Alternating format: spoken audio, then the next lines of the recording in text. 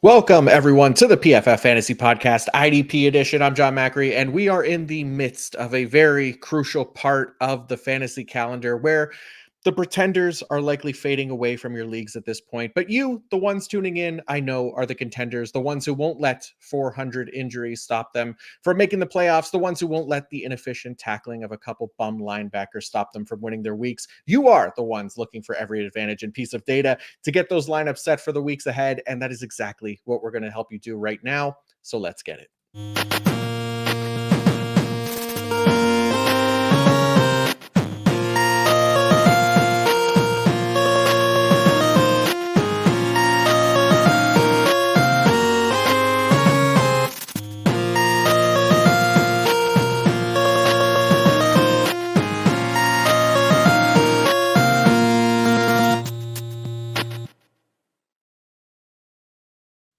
Okay, folks, like I said, if you're tuning into this episode in week 9, it is because you are in the playoff hunt and every win matters, which makes you a real one. So I will do my best to make sure you get in. And helping me do that, I had to bring on another real one to break it all down. My Molson brother, fellow Red Wings fan, honorary Canadian, the belle of the IDP ball, Mr. Kyle Bellefeiul. KB, what is up, brother? Oh man, I'm blushing over here, man. Honorary Canadian, man. That hits deep for sure. No, man, it's awesome to be here, man. I'm pumped to hang out, talk some ball, and not watch this Red Wings game since they're down 3-0 already. Is it 3 now? Yeah. Oh, dude. This is a joke, man. Yeah, I'm gonna smash the computer. We're gonna have to lose the recording for another week. Man, yeah, that's brutal. I'm glad we don't have to watch that as well. And we get to talk some IDP instead, which will hopefully be a little bit more positive instead of the piece of crap hockey team that is on the ice right now. So, yeah, man, I appreciate you coming on here and doing this in the middle of the week and on a late night to record all this stuff with me. So yeah, it's always a blast getting to talk to you and talk some IDP. This will be fun. I feel the same, man. Appreciate you having me on. Of course. So for anybody listening, as we have been doing the past few weeks, we're going to do our game by game breakdown. We're going to discuss all the key IDP information to get you ready for the week ahead. And again, if you don't want to listen to the whole thing, I get it. These tend to be longer shows. There, I think, are only 2 teams on a bye this week, but we'll have the timestamps for each game in the episode description as well, so you can jump around, find the games that you're looking for. I'm personally a fan of 1.5 times speed for podcasts and YouTube videos, but that's just me. I know it's not for everybody, but definitely an option as well. But also, if there's anything that maybe we don't cover the way that you're looking for, I'll have the IDP fantasy report, IDP rankings in the episode description as well. One of the rankings will be the link to the PFF.com rankings page, where all the updates regarding injuries and stuff like that will be housed. The article will be out on Thursday morning, so I won't necessarily have those updates, but the rankings page will. So just make sure you change the scoring from PPR to IDP, and you will find all the IDP positions. And yeah, that's about enough of that, Kyle. Let's get into things here with Thursday night football with the Houston Texans taking on your old pal Aaron Rodgers and the New York Jets. Anything catch your eye with this one? Yeah, the old pal Aaron Rodgers. Jump into Houston. Right away. No Azeez Al-Shaair again this week. He was ruled out. Not a big surprise on a short week, I guess. But can we get some more info on the knee injury? I mean, have you really heard anything? Not really. Like he was like a limited participant on, what was it, Tuesday, I think it was. And then Wednesday, which is today, he didn't practice at all. So that wasn't a great sign. So he was ruled out. I don't know what's going on with the knee. I mean, he's already missed. Now it'll be 2 games. So hopefully it's not much longer than that. They'll have the 10 days rest. I don't know if they're on a bye or anything like that next week. I can't remember, but we don't want to deal with the Neville Hewitts and the Jake Hansons of the world anymore. Absolutely. Yeah, that's what I was going to get into. It sounds like Hanky Two-Toes, old Henry To'o is going to be back this week. Last week, it was Neville Hewitt as the only full-time guy, and then Jake Hansen and Devin White splitting time. Of course, Devin White shows back up, right? Wouldn't be IDP without Devin White showing up somewhere. I would think it's likely To'o and Neville Hewitt this week as the likely snap leaders. But how good do we feel about the group? Yeah, not like like, I don't love them. Like, I think, I'm trying to remember where I have them ranked. Like, Henry let me see. He is LB 33 for me. Like, so low end LB Yeah, 3, and then like Neville Hewitt's not. He's not too far behind. He's like LB 37 or something. I expect them yeah, both to basically be pretty close to full time snaps. Like, I don't think Jake Hansen or Devin. Yeah, Jake Hansen and Devin White are going to mix in there this week with both of those guys healthy. Like, yeah, they've been their full time guys. So yeah, like, I'm not excited to get them into lineups. Like the Jets are giving up the 25th most tackles per game to the linebacker position, so not like an amazing matchup by any means. So just LB3s if you need them yeah. type thing. Yeah, I think that's solid. Like right around that LB 3-4 range, right? The deep leagues, if we gotta roll them out. You need the warm body production, guys getting snaps, right? Yeah, Especially with the injury apocalypse this season has been. But yeah. a little bit brighter news, I guess, on the Houston side is Danielle Hunter and Will Anderson are both like a lot of fun and really good at football. He's got 4 sacks over his last 3 games. Anderson with 5 sacks over his last 3 games. That gives him 7.5 sacks on the year. He just looks like a young pass rusher who's emerging as an elite asset. I love it, man, and I've been waiting for this out of Anderson. Yeah. I know they had, it wasn't the best start to the season Yeah, for yeah, these guys, and people were kind of panicking a little right, early, but we've talked about it a few times in these episodes, the recap episode. Like, you just got to stay patient. Like, everything looks yep, good for these, especially for Daniel Hunter, who has the pass rush metrics as well, but playing time and, they've had some tougher matchups too, and they've still been able to get home with some sacks, like against Indianapolis and against Green Bay, 2 really good offensive lines. I know, Green Bay lost Jordan Love, so that made a difference there, right? Because it was Malik Willis at quarterback for at least one of those sacks for Daniel Hunter. But yeah, this week it feels like a better matchup against the Jets offensive tackles, right? Morgan Moses, Tyron Smith, 44 and yeah. 45 in pass blocking grade ranks. So not great there. And Aaron Rodgers, he'll take some sacks for Oh sure. yeah, absolutely. Yeah. Do you have anything else on the Texans or?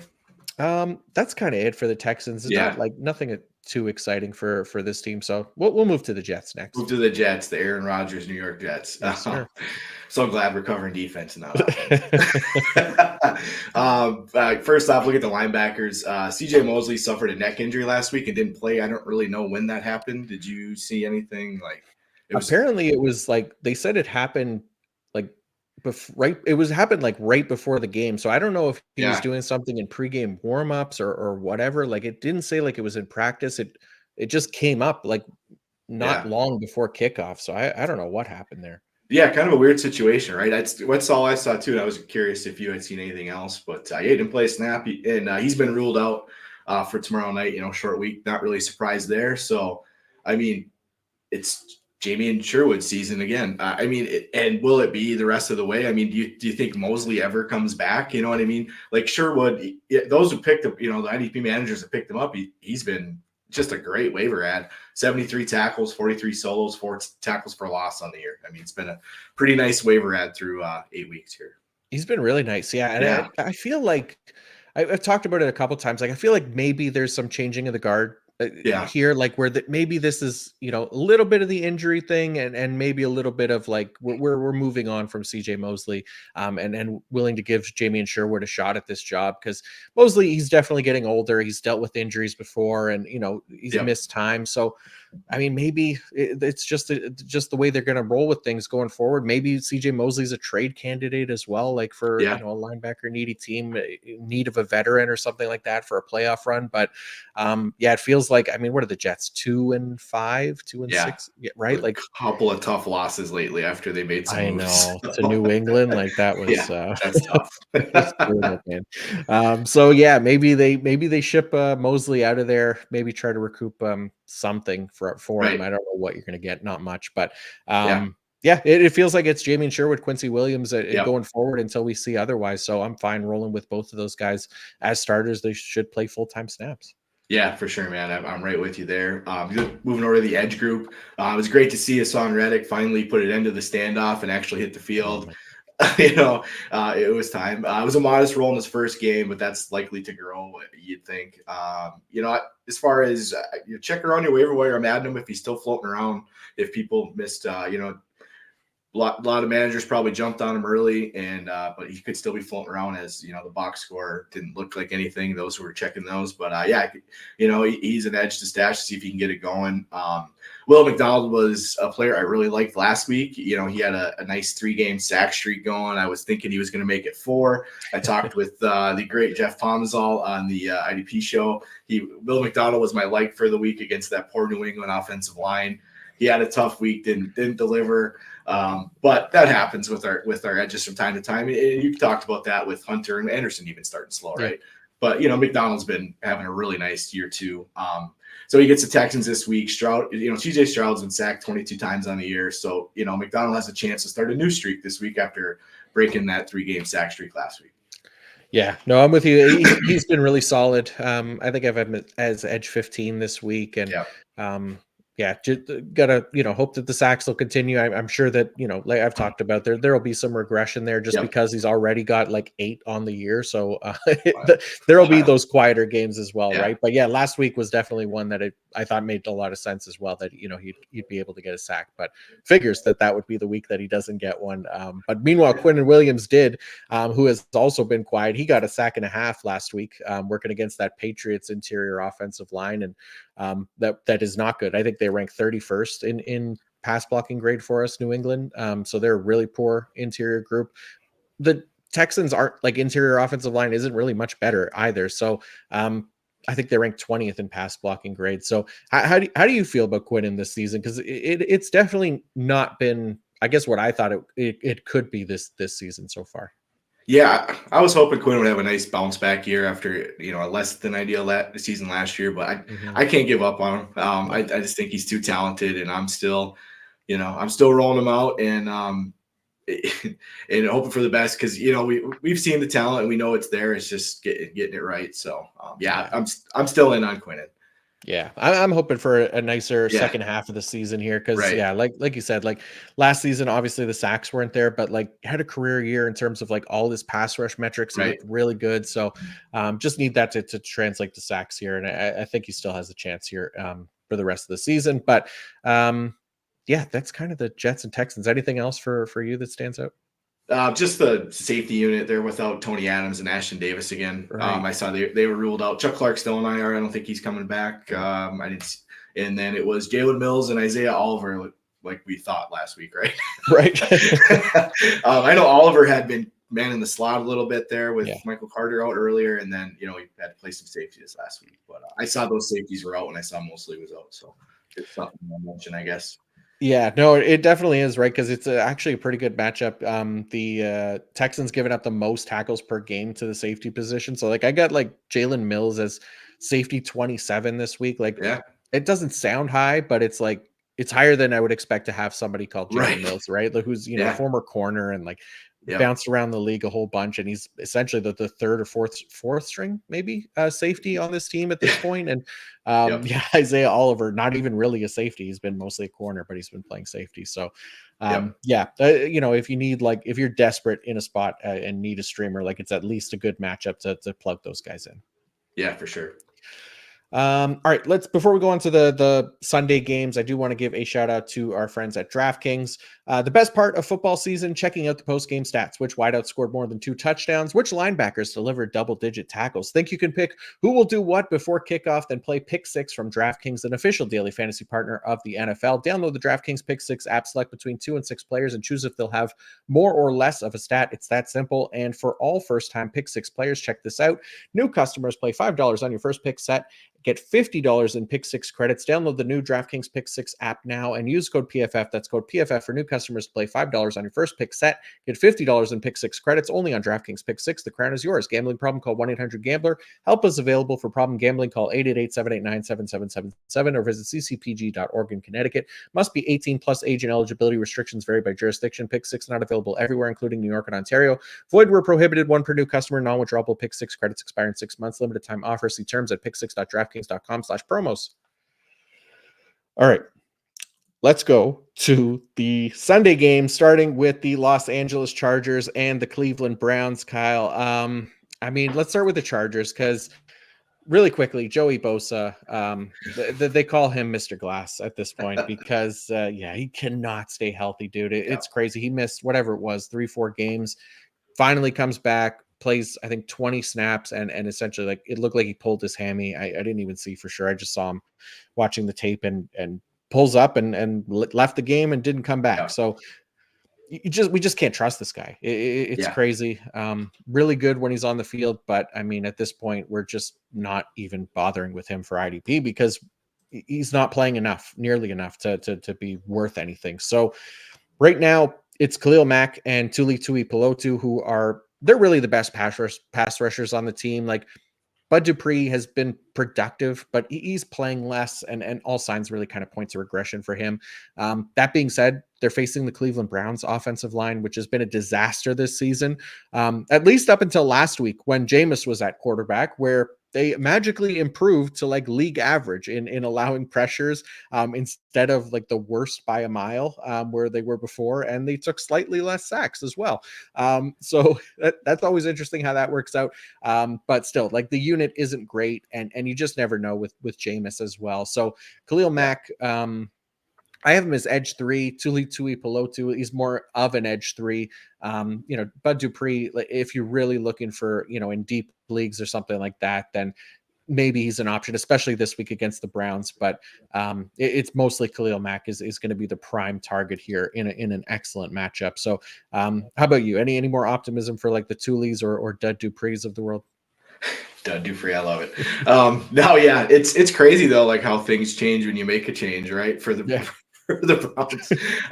But yeah, no, like you said, the matchup is really nice here. That offensive line's been nice for edge rushers this year. I like Mac. I definitely can see why you have him at edge 3.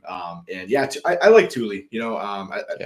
I got him in a few spots, and he was a guy you could get late in drafts and like in the IDP show best balls and stuff. Mm-hmm. And with the glass man being the glass man, Tuli's getting a shot. But I like both those guys this week too. Nice. But it's just it's tough with Bosa, right? Like you said, when he plays, he can still ball. He's just you can't count on him, and it's just I've moved on everywhere. Yeah, you kind of have to at this point. Yeah. I don't even know if anybody's going to really trade for him. You're not going to get much of a return, but at least to just get rid of the headache of wondering if you're going to start him when he's actually active. I would just be trying to get rid of him at this point. It's just too frustrating. And then Diane Henley is the other kind of piece of IDP relevantness here in Los Angeles outside of like Derwin. We know where we're starting him, but Diane Henley returned to a 100% snap roll in week 8, despite both Junior Colson and Denzel Perriman in the lineup, which was the first time this season that's happened with all 3 linebackers healthy. It's previously been more of a rotation there. So kind of assuming that this wasn't just like a 1-week change. I figured Diane Henley can be trusted in a wider range of IDP formats, at least because he's going to remain on the field for the entire game instead of, that 80% snap share or, even 75% sometimes, what they were doing when all 3 of those guys were in the lineup before. So feeling pretty good about Diane Henley. He's like, he's another guy in that kind of LB3-ish range, like LB29 for me. So, I mean, good to see. At least we love when we get a full-time linebacker on any team. So nice to see Henley get that role. Who I know we talked about way back in the pre-draft process and post-draft as well. We liked Diane Henley. Yeah, no, absolutely. Yeah, we did. We were fans of his game. Thought it, might take him a little bit as a smaller, athletic LB to kind of, get his bearings in the league. But this is awesome to see for him to play every snap. This is what we wanted. One of these guys to emerge. Colson had a very limited role. I believe Perryman outsnapped him by a little bit, but it was clearly Henley, and let's just hope this stays going forward. Just a positive sign though. He's been the leader amongst this group most weeks. Yeah. We wanted this, right? We wanted him out there every snap. So yes, feeling good about him. Hopefully this sticks. Yeah, hopefully. And I know it wasn't, not exactly what we're getting from Junior Colson, what we expected either, right? Landing with his former defensive coordinator and head coach from Michigan, and they're just like, they don't give. They're not rolling him out there as a full time. So if it doesn't work for that rookie specifically, it's a good reminder not to trust rookie linebackers for the most part, right? So yeah, we thought this could be the one that breaks the mold. I think we both said if this doesn't do it, then I don't yeah. think we're gonna find one. Yeah. Yeah, The next year when we do our rookie linebacker previews, it's just going to be we're tempering expectations for everybody. We're not everybody. expecting anybody to Yeah, play in year one. So throw them all on your taxi squad. Never look back yeah, till next year. exactly. Yeah, so there's like 3 injuries. That's all Yeah, it's going to take. yeah, Uh, exactly. yeah. So let's talk about the Cleveland Browns here. Jeremiah Owusu-Koramoah is out. He was carted off last game with a neck injury, so no real surprise that he's going to miss this game. Jordan Hicks also questionable still. He missed last game. I assume that if Jordan Hicks is back, that he's likely going to be the one to lead the way in snap share for that group with JOK out, just being the veteran and having the experience in the NFL. But I'm not treating him as anything more as than a low end LB3 in that defense specifically. If Jordan Hicks and JOK, I mean JOK is already out, but if Jordan Hicks is out as well, then Mohamed Diabate could get some play as the lead linebacker again, like he did last week.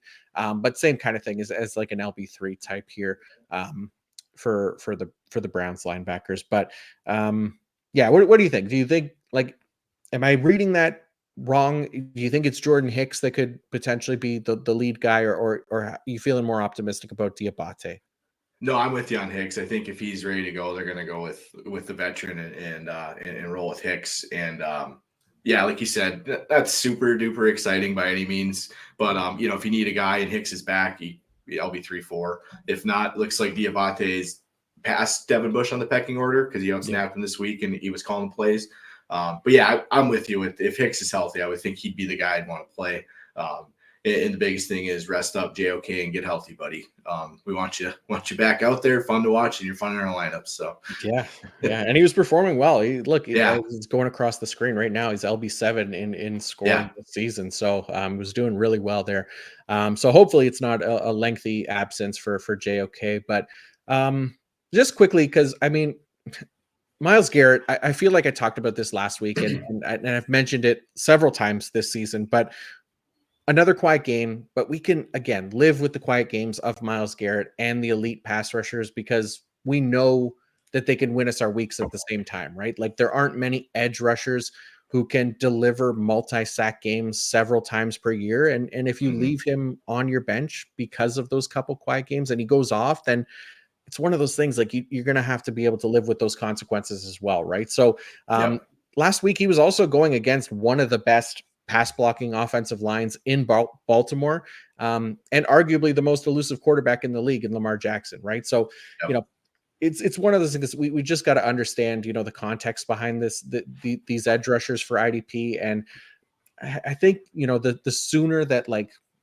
the IDP community as a whole accepts kind of the nature of the defensive line position, the sooner it'll help with our mental health and kind of understanding, the zeros when they come on the board and stuff, and just being patient with these kind of guys. Like, again, if we're approaching our linebackers and our DBs positions correctly, like they should provide us enough of a floor and solid production to kind of hold the line while we wait for these big explosion games from the elite pass rushers. And it's where if the pass rush metrics begin to fall off, then we can be, a bit more concerned. But Myles Garrett specifically, the guy is still elite. He ranks second among all defensive linemen in pass rush grade this season with a 92.8 behind only Hutch. May he rest in peace. But that being said, I have Myles Garrett as edge 48 this week because he's a bust. No, I'm kidding.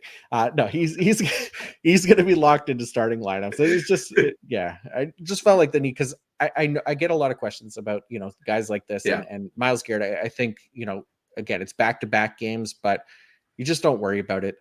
Again, Joe Alt and Rashawn Slater are elite pass blocking offensive tackles as well. So again, it's not the most amazing matchup, but Myles Garrett is among the best in the league as well. So those sacks are coming for sure. Yeah, no, Couldn't say it any better, man. This is the nature of the position. There are times where there's a week or two where they don't do much for you. But if you look at the pass rush metrics, they're creating havoc off the edge, just not getting home. Don't box score chasing sacks with guys that play 15 snaps or whatever. Right? We want guys like Myles Garrett that are elite at the position. And I'm with you. Like I can't live with Myles Garrett getting 2 sacks on my bench because he's one of the best pass rushers in the league, and I want him in my lineup. And like you said, if you're solid at linebacker and you find yourself some box safeties with a nice tackle floor to help insulate your IDP scoring, you should be able to weather the storm on the off weeks. And then when he hits on like he does on most weeks, you're ready to rock and roll. So, but yeah, edge 48 Myles Garrett, right? Yeah. But no, man, I'm with you on Myles Garrett. Yeah, it's just the way it goes sometimes. That's what it is, man. So let's go on to Dallas and Atlanta next. Anything for catch your eye for this game? Well, first off, Micah Parsons looks like he's missing another week. Yeah, that's what it looks like with that ankle. Did not practice today. Wednesday. So that'll be another DNP. Not great. That's 4. It'll be 4 in a row. Not great. This Dallas edge unit needs him back bad. It's a pretty lackluster unit. Chauncey Golston was a guy I had written up in the waiver wire article a couple weeks ago as just like a volume play because he was getting a hefty snap load, but like not super exciting as a pass rusher. But if you needed a guy who was playing, but yeah, I mean the unit needs Micah Parsons. I mean every defense needs a player like Micah Parsons back. This group really needs them. They just need some juice off the edge. Do you have anything from that D line that?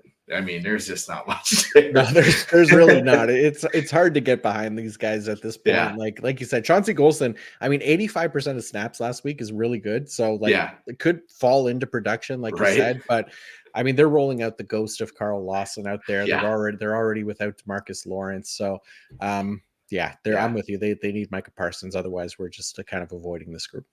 Yeah, well, for sure, man. Then at linebacker, it's Eric Kendricks who made his way back, and DeMarvion Overshown. Overshown has a 97.7% snap share over his last 3 games, and it looks like he's solidified his role next to Kendricks. He's been really productive as well with his volume.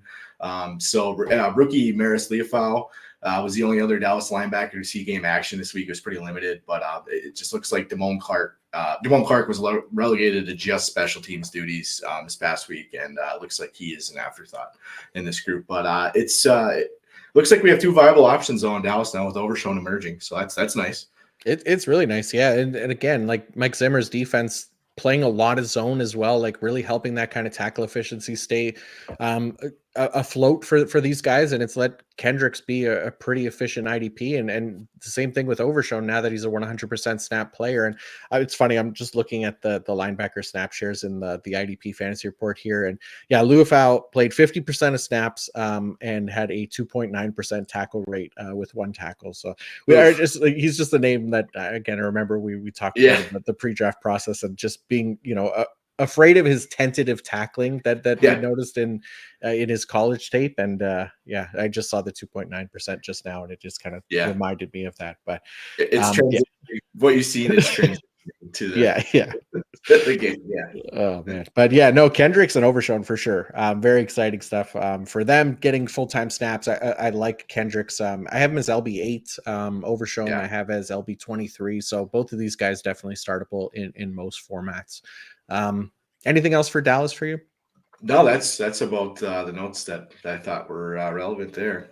Sweet. Let's look at Atlanta next, because speaking of guys that have missed games, Troy Anderson, he's missed the last 4 games, which has been good for Nate Landman's value, but it seems like Troy Anderson is potentially going to be back this week. So I've been thinking that we'll probably see also the return of that rotation that we were seeing earlier in the year between Landman and Anderson. Yeah. How are you feeling about this group? Yeah, no, for sure. That's kind of where I'm at too. I'm ready for Troy Anderson to come back because I have him in a lot of my rosters.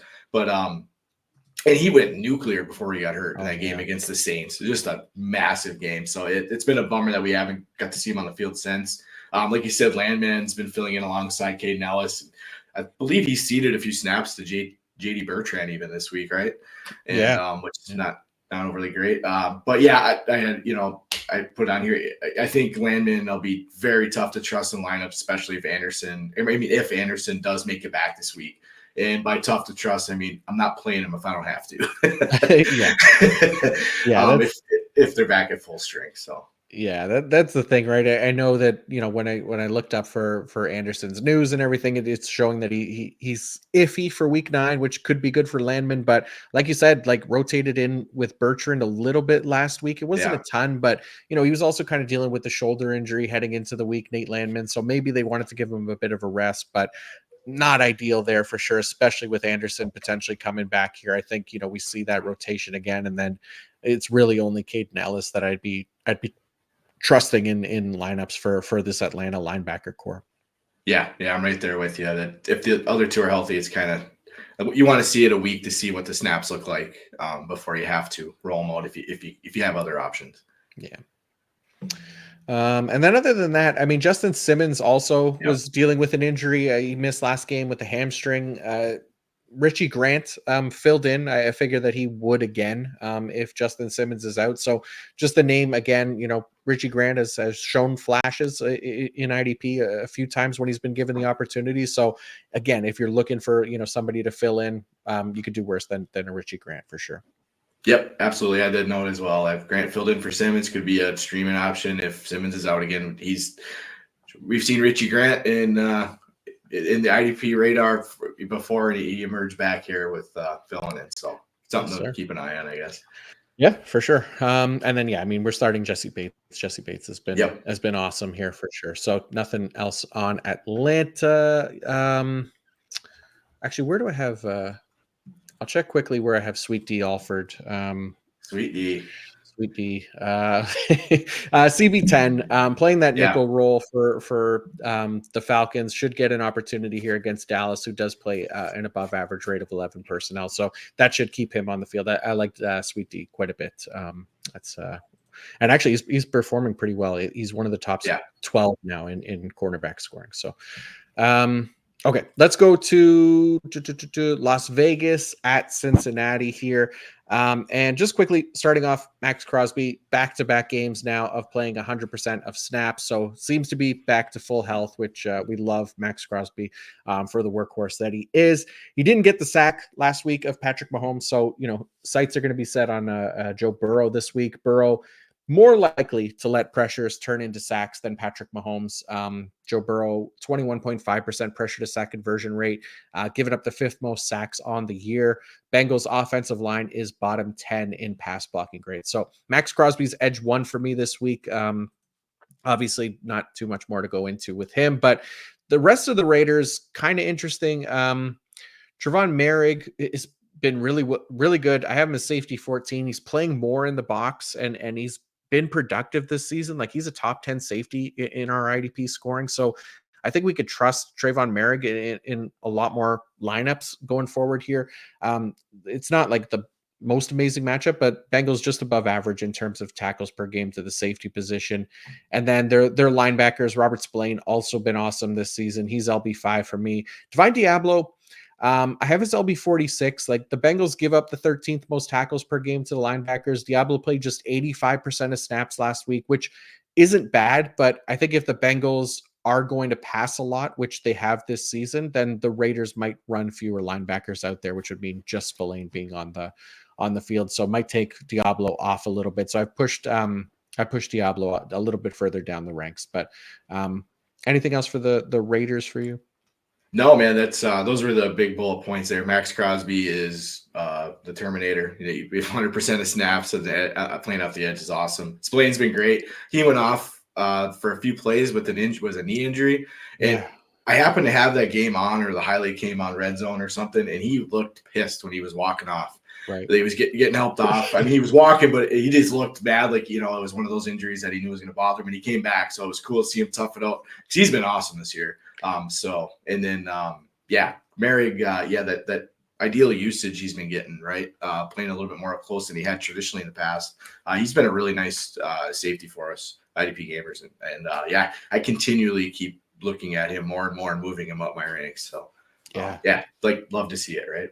Yeah, no, he's been really solid, and especially a guy like that started his NFL career as more of like a typical deep safety, and Yeah, really yeah, wasn't like a factor at all for IDP. yep, To see him kind of turn it around here and be efficient has been really nice to see. Kind of like Julian Blackman last year. So, right. yeah, That's a good comp. Yeah, yeah. So it's been it. kind of yeah. Go ahead. No, no, yeah, I was gonna say like going back to Mary coming out of college, like he looked like a deep safety, like he was gonna be Right. one of those guys who was a good NFL safety, but not super great for us IDP. But yeah, Yeah. like that. I love that Julian Blackman comp to kind of the trajectory of where he's going right now. Totally fits. Yeah, yeah. So hopefully he could keep that going. The other thing too, Nate Hobbs, the nickel corner for the Las Vegas Raiders. Bengals are right around league average at 61% of their offensive snaps in 11 personnel. So Nate Hobbs probably going to come off the field a little bit more than we'd like to see. So not overly high on him this week. Doesn't have to be a must start. On the Cincinnati side of things, not like a ton of interesting stuff here. I got Trey Hendrickson up there as like edge 5, Sam Hubbard like low end edge 3. I mean, we like the linebackers, Logan Wilson, Jermaine Pratt. They've both been solid. Really, the only thing that I was kind of looking at was the safeties, and we talked about it in previous weeks, but we were seeing Jordan Battle kind of, rotate in a little bit more and take Von Bell off the field, but didn't happen last week.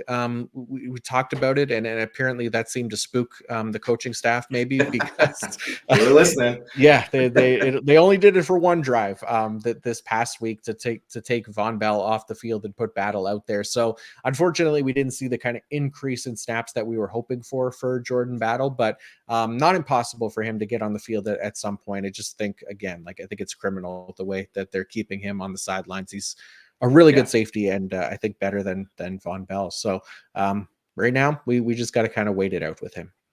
Yeah, absolutely. Yeah, that was something, I've been keeping tabs on, as well as that safety utilization with Battle cutting in the Bell, and then it flips. But I think my biggest takeaway would be that the Bengals defensive staff tunes into the show, and Yeah. whatever you need to happen, just talk it into happening or into fruition, and they'll listen. So so now that they're listening, Battle he'll play every snap next week. Yeah, Right? yeah. Let's get it.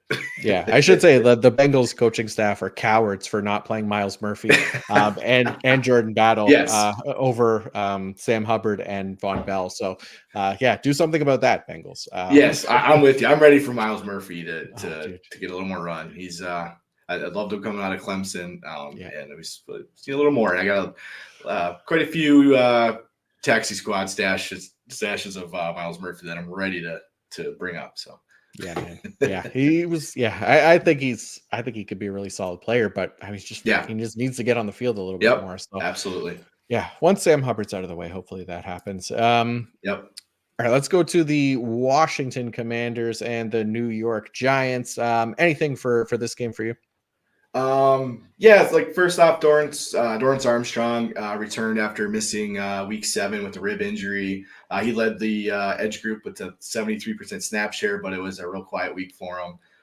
Dante Fowler and Clellan Ferrell both had slow weeks as well.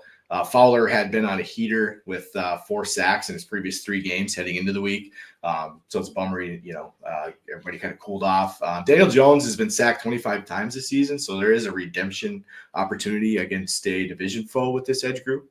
And then just along the lines of the defensive line, it was good to see Jerzon Newton put up a nice week in week 8 as he fills in for Jonathan Allen. Newton had 3 solos, a tackle for loss, 3 quarterback hits, and recovered a fumble to go along with generating 7 pressures against Chicago.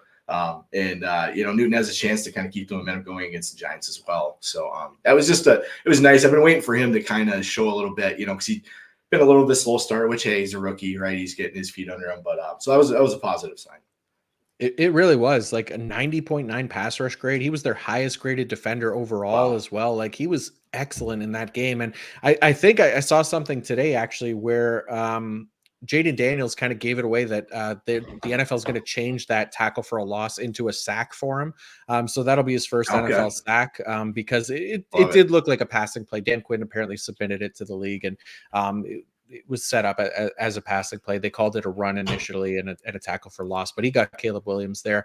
And yeah, I mean, played the second most snaps at DT on the team behind only Daron Payne, obviously. So he's got the opportunity there with Jonathan Allen out.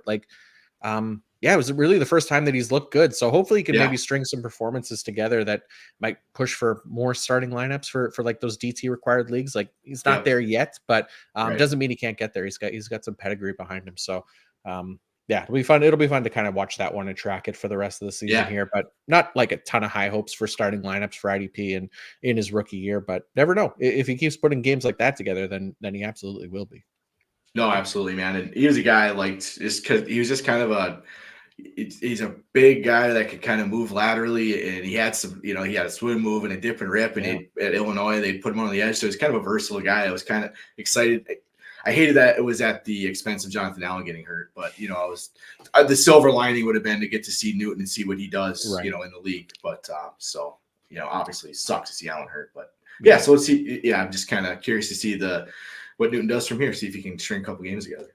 Yeah, hopefully, and I like what you said about Dorrance Armstrong too. Like we just saw what TJ Watt and Alex Highsmith did to those poor Giants offensive tackles on Monday Night Football. Obviously, Dorrance Armstrong, he's not that good Right. as TJ Watt and Alex Highsmith, but good enough to potentially take advantage of a favorable matchup here, like you said, as a potential streamer this week.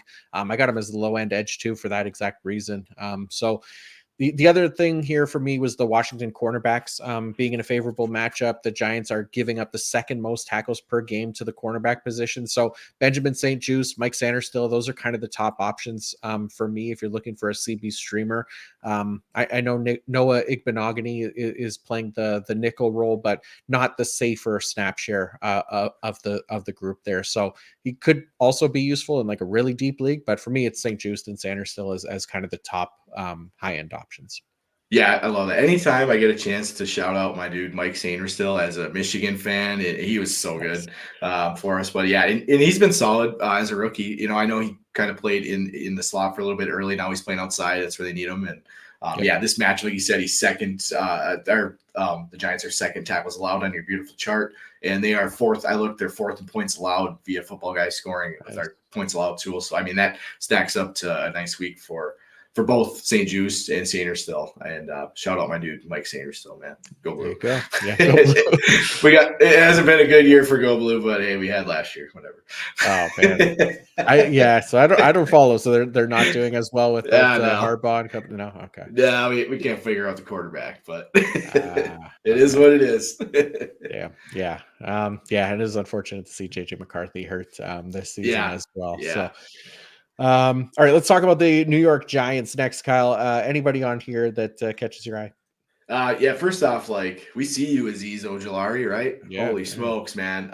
He's been filling in for Kayvon Thibodeau while he's on IR. 5 sacks in his last 3 games after notching 2 against Pittsburgh this past Monday night. So that's two games with doubles or multiple sacks. Things will likely get messier when Thibodeau comes back. But, I think Ojulari is likely pushing for more of a role within that unit, even when Thibodeau comes back. How do you feel about that?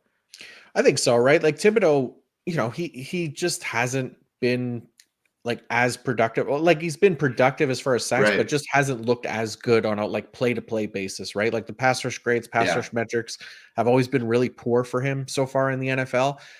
So I think it would make sense, to give Ojulari a chance. And it's not like he's, tearing it up in pass rush metrics either, but he's making a case for himself as another productive guy, right? That they could put out there and give Thibodeau a little bit more of a break and a breather, maybe even Brian Burns as well, and kind of work him in there. So I'm with you. Ojulari's been really, really solid.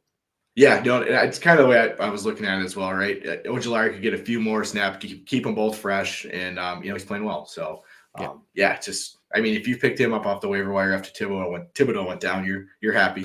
I mean, it's tough to find that kind of edge production at any point in the season off the waiver wire for what he's been giving you if you've been starting him. So yeah.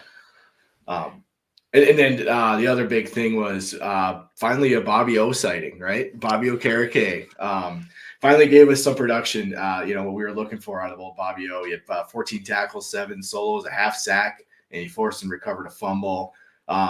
The matchup against Washington isn't quite as juicy as last week, but hopefully this gets him going, gives him a momentum, and just gives us a little more because it hasn't been a great start to the year. And I'm sure there's a lot of impatient IDP managers as usual, right?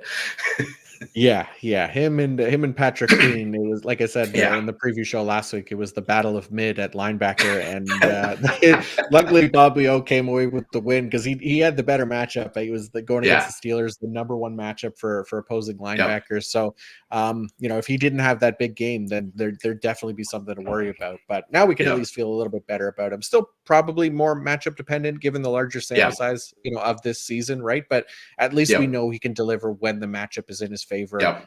Commander's just slightly above average matchup, so he's like LB 26 for me. So I moved him up from where he was last week, but it's again we'll have to see him string a couple more together.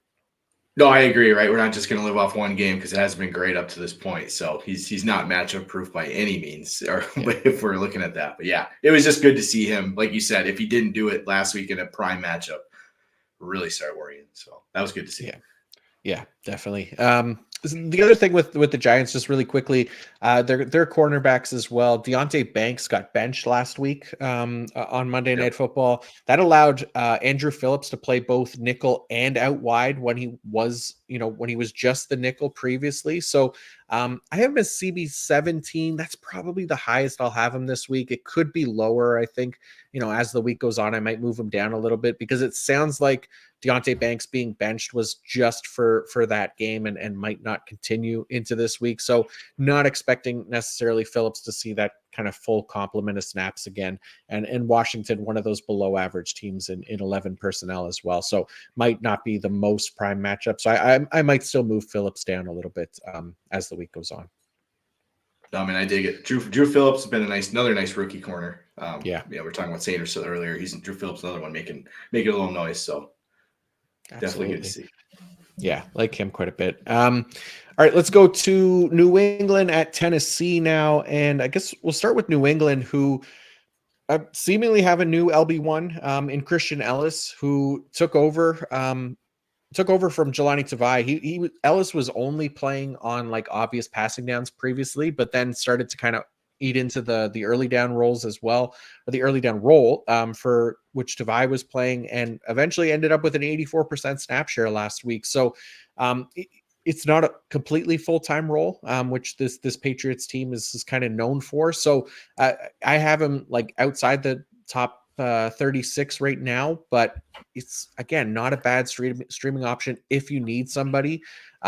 It's not necessarily going to be 100% of snaps. Like I said, I wouldn't be surprised if it's in the 80% range again, but the Titans are giving up the third most tackles per game to the linebacker position. So Christian Ellis might be able to get in there. And he was a little bit more productive than what we were getting from Jelani Tavai as well. 9 tackles and a sack in that game. So that was nice to see for sure.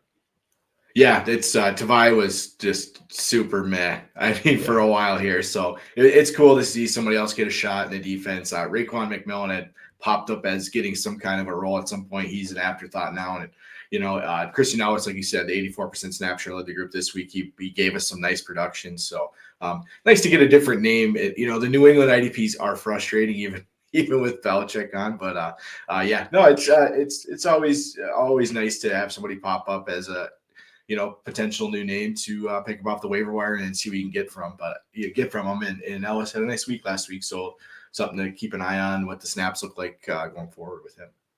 Yeah, definitely will be somebody that I'm sure we'll talk about again going forward.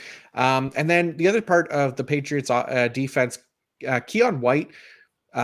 He showed some improvement in week 8. He was kind of trending down in recent weeks. He came up with 4 solos, a QB hit, forced fumble, tackle for loss against the Jets, which was one of his better IDP performances outside of those first 2 games of the season, right? Like if he can kind of keep that momentum going this week, like it's a great matchup against the Titans, who he's going to get it's backup, I think it's left tackle or right tackle, Leroy Watson, who owns a 43.2 pass blocking grade. You're also getting potentially backup quarterback Mason Rudolph in there. He should be able to land his first sack since week 2. I bet on Keon White sacks before, and they haven't happened after those first 2 weeks. So, I don't want to get too excited about him. He's kind of in that low end edge 2 range for me as well. But there was at least, some more hope for him after last week. And I mean, the matchup really doesn't get much better than this here in week 9. Yeah, no, I like this matchup for White as well. Like you said, he really popped early. He was playing well. A little bit of a positive sign last week coming from him. So hopefully he can get back in that sack column this week against Tennessee. It's there for the taking, and not giving up on White yet either. So Yeah, definitely. And then Marte Mapu, Kyle Duggar. Kyle Duggar still questionable right now, so we'll see if he's back this week. Missed last game, obviously. We saw Mapu play a lot more deep last week, which was definitely a concern for me. We'll see if that continues this week or if it was just kind of like a one-time thing, because this was a guy that was playing around 60% in the box like each week prior to this. So for now, I don't know. I'm kind of tempering expectations for Mapu. Like I have Kyle Duggar, I have inside the top 10, just inside the top 10 because he's Kyle Duggar and he's been really productive. When he's out there, Mapu, I have a safety 29. It's a shit matchup for safeties overall, yeah, which it really has been 3 weeks in a row for this defense. But Tennessee giving up the 31st most tackles per game to the safety position. So that's usually when I really only just want the one safety, and Kyle Duggar is really the one that I trust the most. But we got to see if he even plays. So yeah, otherwise Mapu, a little bit concerning with the usage last week, but could just be a one-time thing. yeah, definitely something to put a pin in and see what it looks like again here Yeah, with Mapu's alignment for sure. for sure. And then Marcus Jones, the cornerback there, draws a decent matchup against the Tennessee Titans. The only thing to keep in mind that like they ranked 9th in offensive 11 personnel rate at 70%, though that number did drop to 62% in week 8 without DeAndre Hopkins, which maybe keeps Marcus Jones like just outside the top 24 cornerbacks for me this week. Not necessarily the best streamer, but also, for return leagues, he is returning kicks as well and had a nice one last week. So there's that added bonus to it if you do want to trust him. Okay, on the Tennessee side of things, Jerome Baker, maybe this week. We'll see. The Titans were clearly not as comfortable as the Seattle Seahawks were in putting Ernest Jones right into their lineup. Yeah. So Tennessee just made Jerome Baker inactive in week 8. So probably going to point to him being eased into action here in week 9. So I'm really just kind of tempering expectations for him for IDP, at least for this week, until we at least see his snap share, like if/when he's active. So I'm not putting Jerome Baker into most lineups this week. How about you? How are you feeling about the Tennessee linebackers right now?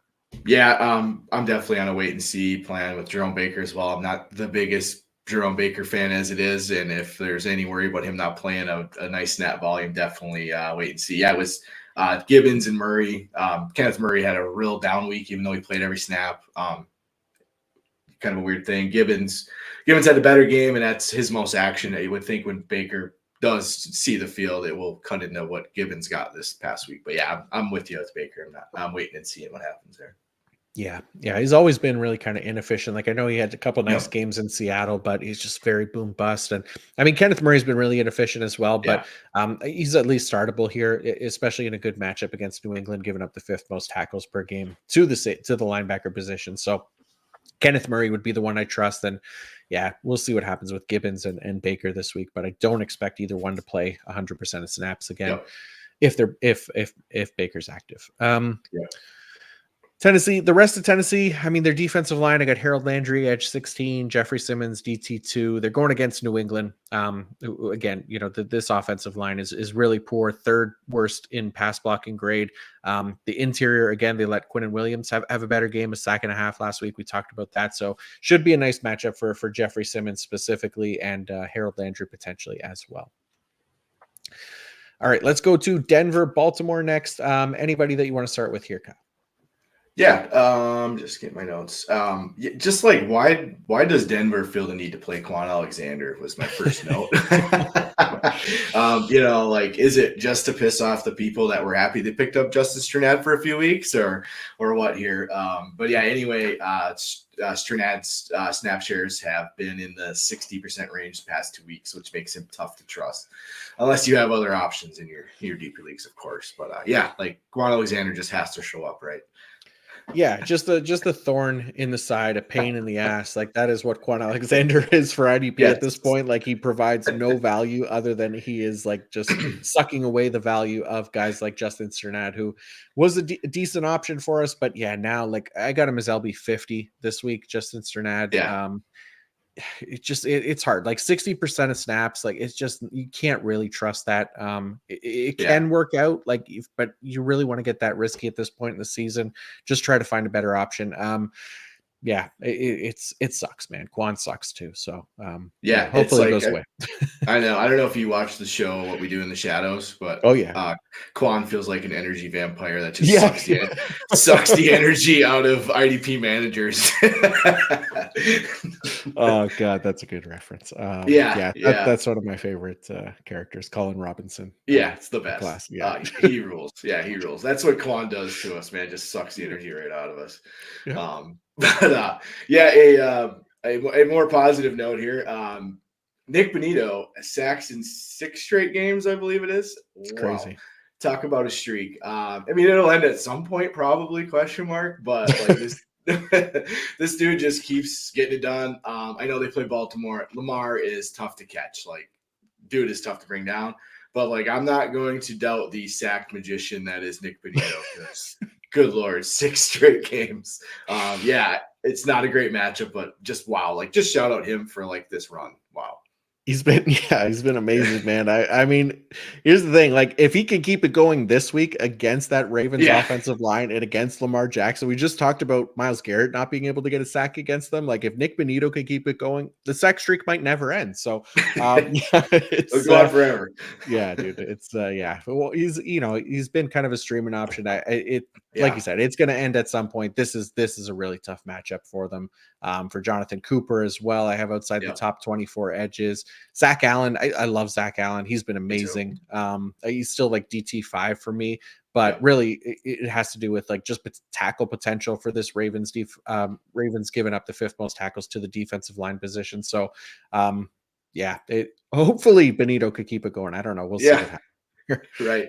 Yeah. The only other note I had was you mentioned Zach Allen. He's been awesome. As far as defensive tackle in a true position leagues or DT required formats, tough matchup, but like not a guy you're sitting in your true position leagues, where you're starting defensive tackles because he's just been so good and you got to roll with him, I would think. But yeah, the matchup isn't great, obviously. Yeah. Yeah. And then, I mean, Brandon Jones also been really good so far this Yep. season. I got him at safety 17. He's playing closer to the line of scrimmage. It's a good matchup for safety production. Like maybe I should have him a little bit higher. I might move him up a little bit. PJ Locke missed last game. So we got like Devin Key, who nobody's really ever heard of. So, I mean, if you really needed, again, another safety in a deeper league, if PJ Locke can't go this week, it's a good matchup for safety tackle production. But I think Brandon Jones could potentially get a lot of that. He's been really good. Yeah, I've always been a fan of Brandon Jones. So yeah, I like the matchup, and I got him in quite a few spots. So I'm digging him this week as well. Yeah. All right, let's go to the Baltimore Ravens next, Kyle. Anybody you want to start with here? Yeah, Trenton Simpson had a 97% snap share against Cleveland in Week 8. Simpson hadn't eclipsed even a 70% snap share the previous 5 games in any of the previous 5 games. Holy smokes! I'm not I'm not banking on this being something that sticks, as it's probably just like depending on the weekly opponent. Simpson's been up and down. I don't know where you're sitting with Simpson, but like, yeah, it's nice to see it for 1 week, but it hasn't been there recently. For enough to feel great about it. Yeah, that's the thing, right? Like, I don't necessarily think that they're going into, starting two full-time linebackers. They also benched Marcus Williams last week. So Yep. that probably had a little bit to do with it as well, why he played so much. They're also playing like a very run-heavy Browns offense Yeah. that, lacked a lot of passing offense, right? Or at least Yeah. they thought they did. That one Yeah. backfired. But Yep. we'll see what happens. I think the Marcus Williams thing is going to be a factor for it as well. But yeah, I'm with you. I think it'll just kind of fluctuate based on matchup. I imagine that he'll go back to that like 71% or whatever he was at prior to this week. But if he keeps it going, then we could start to feel a little bit better about it. But Yep. right now, I'm just trying to keep treating it as a one-off. Yeah, same here, man. Yep. And then you mentioned Marcus Williams getting benched for Eddie Jackson. Eddie Skid Marks Jackson, shout out Johnny the Greek. He's back on the IDP radar. Potential waiver guy who he had 10 tackles last week. He played mostly deep, I believe, alignment wise. But Eddie Jackson, we've seen him before. Skid Marks is back. Marcus Williams to the bench. And then just the other safety, Kyle Hamilton rules. Sick first name, great production this week. 10 tackles and a sack. He's just a beauty. His skill set and his role, dude's just a beauty. So yeah, man, he's so good. I mean, drop that interception last week. That was really tough. that was a tough look. But I mean, he got us probably like close to 30 points, if not a little bit over, depending on your IDP scoring. So we take that from him, and that's definitely what he's capable of on any given week. So he remains locked into lineups. So yeah, love me some Kyle Hamilton. And then anything else for Baltimore for you? Just I don't know, keep an eye on Marlon Humphrey's status. If you were rolling with him in those cornerback leagues, he he have a knee injury missed last week, so just something to monitor. Yeah, that's a good call. And then tougher matchup too for the Baltimore pass rushing. Like this Denver offensive line has been excellent in pass blocking. Bo Nix has been really good at avoiding sacks as well. Yeah. That was the case in college, like his last 2 years there at Oregon. It's just continued here in the NFL. So shout out to him. And I mean, it's just going to be a tougher matchup for Owe, Van Noy, Nnamdi Madubuike. So just brings their ranking down a little bit this week into that kind of fringe edge 2, edge 3 range, and Madubuike I have just outside the top 12 defensive tackles. Yeah, it makes total sense, man. Let's go to New Orleans and Carolina next. And I'll start with New Orleans side of things. And just quickly, Alontae Taylor, I have a CB1. Just love the usage for Taylor right now with Paulson Adebo out of the lineup. I mean, we love Adebo as well, but he's actually still CB1 in scoring right now, even though he's missing time. I mean, he was so good. But Alontae Taylor is CB2 in scoring, but he's getting that usage in the slot still. But he's also kicking out wide when they're not in the nickel. So keeping him on the field and allowing him to be productive is the main thing here. But the Panthers are one of those teams that play a high rate of 11 personnel, so that'll keep him in the slot this week and allow him to remain productive. But the rest of the Saints defense is just like, I don't know, man. They're really not exciting. Like Pete Werner returned last week. He was actually productive. But I don't necessarily expect that from him every week, especially in a tougher matchup this week. Carolina's 28th in tackles per game to the linebacker position. So Pete Werner, we've seen his snap share fluctuate as well. He's not somebody that I really want to trust in most lineups outside of deep leagues. Mm-hmm. Their pass rushers, Carl Granderson, has been solid, but again, tougher matchup against the Panthers offensive line, which has been good at pass blocking. Although it is Bryce Young at quarterback now, which it is better for the pass rushers than Andy Dalton. Andy Dalton was better at avoiding sacks, but Bryce Young actually bottom 10 in the league at allowing pressures to turn into sacks. So a little bit better for the Grandersons of the world, but that's kind of it. Like Brian Brzee, I have as like, more of a DT2 type. Chase Young, not as interested, just hasn't been as good. So anybody else for New Orleans for you?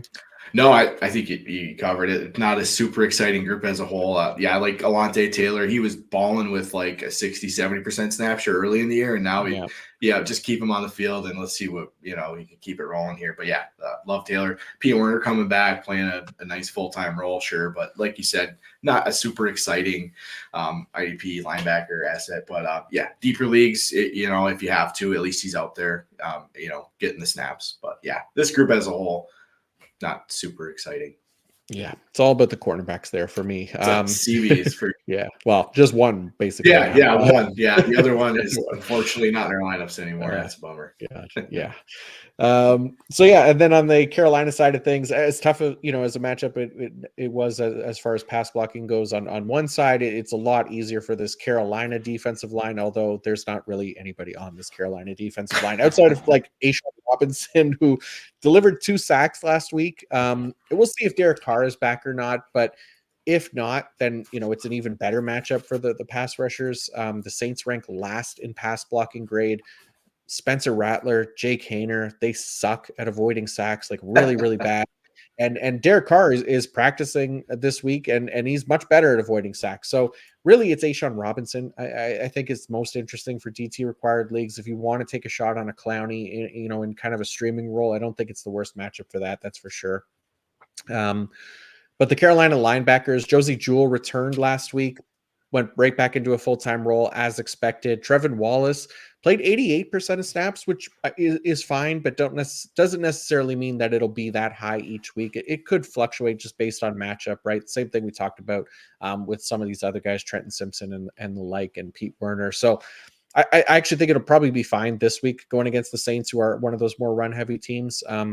But I got Josie Jewell as LB20, Trevin Wallace, LB41, not expecting the full-time role there. But how you feeling about Trevin Wallace? He was somebody that we talked about in the rookie draft episodes as well. So getting some play here in year one. Yeah. We both liked Wallace. The more we watched him there, he actually got thrust into that lead role, and he gave us some nice games. And it was, I think we both were kind of under the impression that at some point, Carolina was probably not going to be great this year. And we thought that he might get some run towards the end of the year, maybe to see what they have in him with Shaq Thompson, being in the last year of his deal, I believe, and he ended up getting hurt. But so we got to see Trevin Wallace kind of in that lead role, and he had some nice weeks. And I was curious to see what this snap share and the roles looked like when Jewell did come back, because he's the veteran and he has familiarity with Evero's scheme and stuff. And so Jewell, as you said, Jewell went back in that lead role, and if that happened, I was curious like what kind of snaps Trevin Wallace was going to see. So like an 88% snap share it was actually a few more than I thought. If you were to tell me Jewell was in the lead role, I don't think I would have had Wallace at that high of a snap share, I guess. So that's kind of promising. As far as I just kind of want to see him continue to play and develop, for our dynasty leagues and stuff, and see what we can do with Trevin Wallace. But it's nice to get Josie Jewell back. I got him on a few rosters, and I've been waiting to see. I kind of assumed he would jump back in that lead role. You hate to assume anything, right? But being the veteran, but obviously that's cool to see. And then Wallace getting a pretty solid snap share with the vet coming back. But that was my biggest thing I was looking at with this Carolina group. And like you said, A'Shawn Robinson in the DT leagues could be something to watch there. So yeah. And then the only other thing for me was, like, I talked about Xavier freaking Woods last week, like how he'd been like excellent at tackling. He had a great tackle matchup to keep it going, and then out of nowhere, Damani Richardson delivers a team-leading 11 total tackles and leaves just 5 for Woods, making me look like an asshole. But this week, I'm not necessarily expecting the same thing here for Damani Richardson, for what it's worth. The Panthers have the 4th worst matchup for safety tackles against the Saints, so not expecting nearly the production that we got in Week 8. Both guys just kind of more in that safety 3 range if you really need them. Yeah, look at Xavier Woods, that's not cool, man. I went to bat for this guy and hadn't talked about him all year, and I was like, all right, this is the week. But I'm telling you, I got the lamest superpowers, man. I could bring any of these guys up or down just by them doing the opposite of what I say the week before. So let's go to Miami and Buffalo next. Where do you want to start with these two teams? We'll go with Miami. Looking at the Miami linebackers, David Long finally back. He finally got back into a full-time role. He had a 97% snap share against Arizona Week 8. They were kind of bringing him along slowly. It seemed he was, Anthony Walker was taking some snaps from him the previous week. So it was nice to see him have a full-time snap share. Jordan Brooks, continues to play every snap, and he looked like the only real Miami linebacker you wanted to roll out. So this might give us with Long seeing a more ideal snap share at 97%. I don't know how you feel about Long, but at least a positive sign. Yeah, it was definitely good to see him back at the full-time role. I'm with you. I have him like as LB 32. Jordan Brooks, I have as LB 11 this week. I like him quite a bit more. And it's a decent matchup here against the Bills, giving up the 10th most tackles to the linebacker position. So I'm with you. Yeah, no, I'm right there. I like Brooks a lot. I liked him last week, and I like him again this week too. Then just Javon Holland's hurt again. Wow. It was like a wrist before, I think, right? And then now it's a knee. It doesn't sound, I saw it doesn't sound like a long-term deal, but like who knows? Marcus May filled in once again alongside Jordan Poyer. Not a super exciting safety unit, but just like Javon Holland, just kind of a bummer. He keeps getting dinged up here, but Yeah, it sucks for him, man. Yeah, it was broken wrist or broken hand, whatever it was that yeah, and then he left last game. So, um, yeah, I mean, I'm with you. Like, it's not like a really interesting group. Like Zach Sealer is probably the only defensive lineman of interest too. Like, and he missed last game with the broken yeah, orbital bone. yep, yep, Not sure if recall. he'll be back either. Like, Right, and again, it's a bad matchup if he does play. So yep. Josh Allen really, really good at avoiding pressures to turn into sacks, and that Bills offensive line doing a nice job pass blocking. So yeah, I don't know if there's anybody else on Miami for you, but not really for No, me.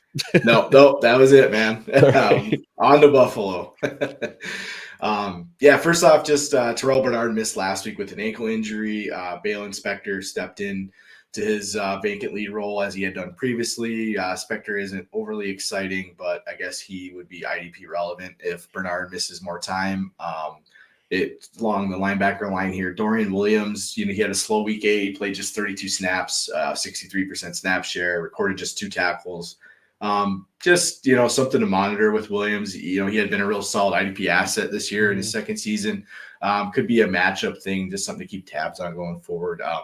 Yeah, I don't know where you're sitting with that Yeah, like situation. I found out late that that he had left last game with like an injury or something, but I Okay. haven't seen like anything on the injury report for him. Yeah. For whatever reason, I can't find anything. So I don't see him popping up on the injury report. But again, I didn't get I mean, I haven't checked it since this afternoon, but I know like Terrell Bernard was a limited participant on Wednesday, so he could hopefully be back this week if he can put another practice or two together here. But I don't know that Dorian Williams is necessarily in danger of missing this game. I, for whatever reason, can't find anything. So, okay, so here's the Wednesday practice report.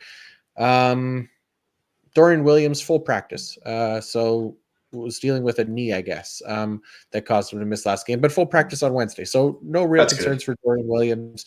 Yeah, I'm with you though. Like there's still a chance that we could see that snap share fluctuate a little bit just based on how this Buffalo defense tends to operate. But especially maybe against the Miami passing attack, if they could Yeah. finally get going, then Right. that might be reason to kind of keep him off the field a little bit more. Yeah, no, for sure, man. He's been really solid. So yeah, you're gonna want to keep an eye if you've been relying on him, right? Just one of those guys. If something kind of fluctuates too much. Yeah. um, Another guy I want to talk about was old Greg Rousseau. Oh yeah. Yeah, Greg. He didn't post big numbers in the sack department the last few games, but he has had a nice couple of weeks. Really, 9 tackles, 2 tackles for loss, 7 quarterback hits, and half sack over his last 2. He had a freaking wild 11 pressures against Tennessee in week 7 and another 4 against Seattle in week 8, helping aid his 60.2% pressure rate this season. He's been playing well. Yeah, and Russo also, another thing is he's had a more ideal 72% snap share on the year, and we were all hoping to see his volume increase at some point, right? We just wanted him to get some more run and hopefully get some more production out of a guy. I think there's a lot of people that were kind of eager to see it and see him kind of take a step. So where are you at with Rousseau?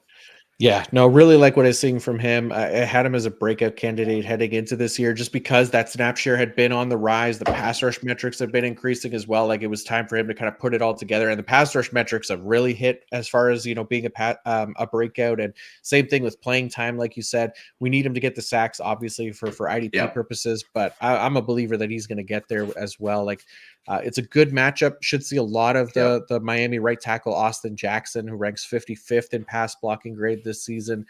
Tua Tagovailoa has the 4th worst pressure to sack conversion rate on the season as well. So there's definitely opportunity here for Greg Rousseau in week 9. I continue to roll him out there and hoping for those big games to come back. Yeah, absolutely. Other than that, I mean, Teron Johnson, Miami does play the second fewest snaps in 11 personnel at 34%. A lot of Teron Johnson's value kind of comes when he's playing Yep. in the slot. So it'll be interesting to see, or at least to get a feel for how this usage what the usage is going to be this season. He's missed some time as well. And when he's been in, it's been against teams that are above average in 11 personnel. I'm still treating him as a start though, because he hasn't really been like the typical nickel corner in the past where he's coming off the field. He just ends up either lining up in the box or covering the tight end. So that is what I kind of think will happen this week with him. And I'm fine with starting Teron Johnson again this week.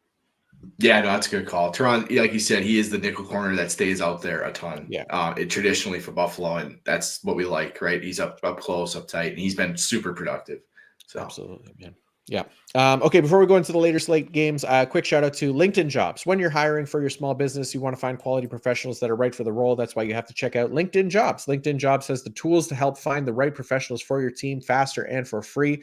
LinkedIn isn't just a job board. LinkedIn helps you hire professionals you can't find anywhere else, even those who aren't actively searching for a new job but might be open to the perfect role. In a given month, over 70% of LinkedIn users don't visit other leading job sites. So if you're not looking on LinkedIn, you're looking in the wrong place. On LinkedIn, 86% of small businesses get a qualified candidate within 24 hours. Hire professionals like a professional on LinkedIn. Post your jobs for free at linkedin.com/PFFfantasy. That's linkedin.com/PFFfantasy to post your job for free. Terms and conditions apply.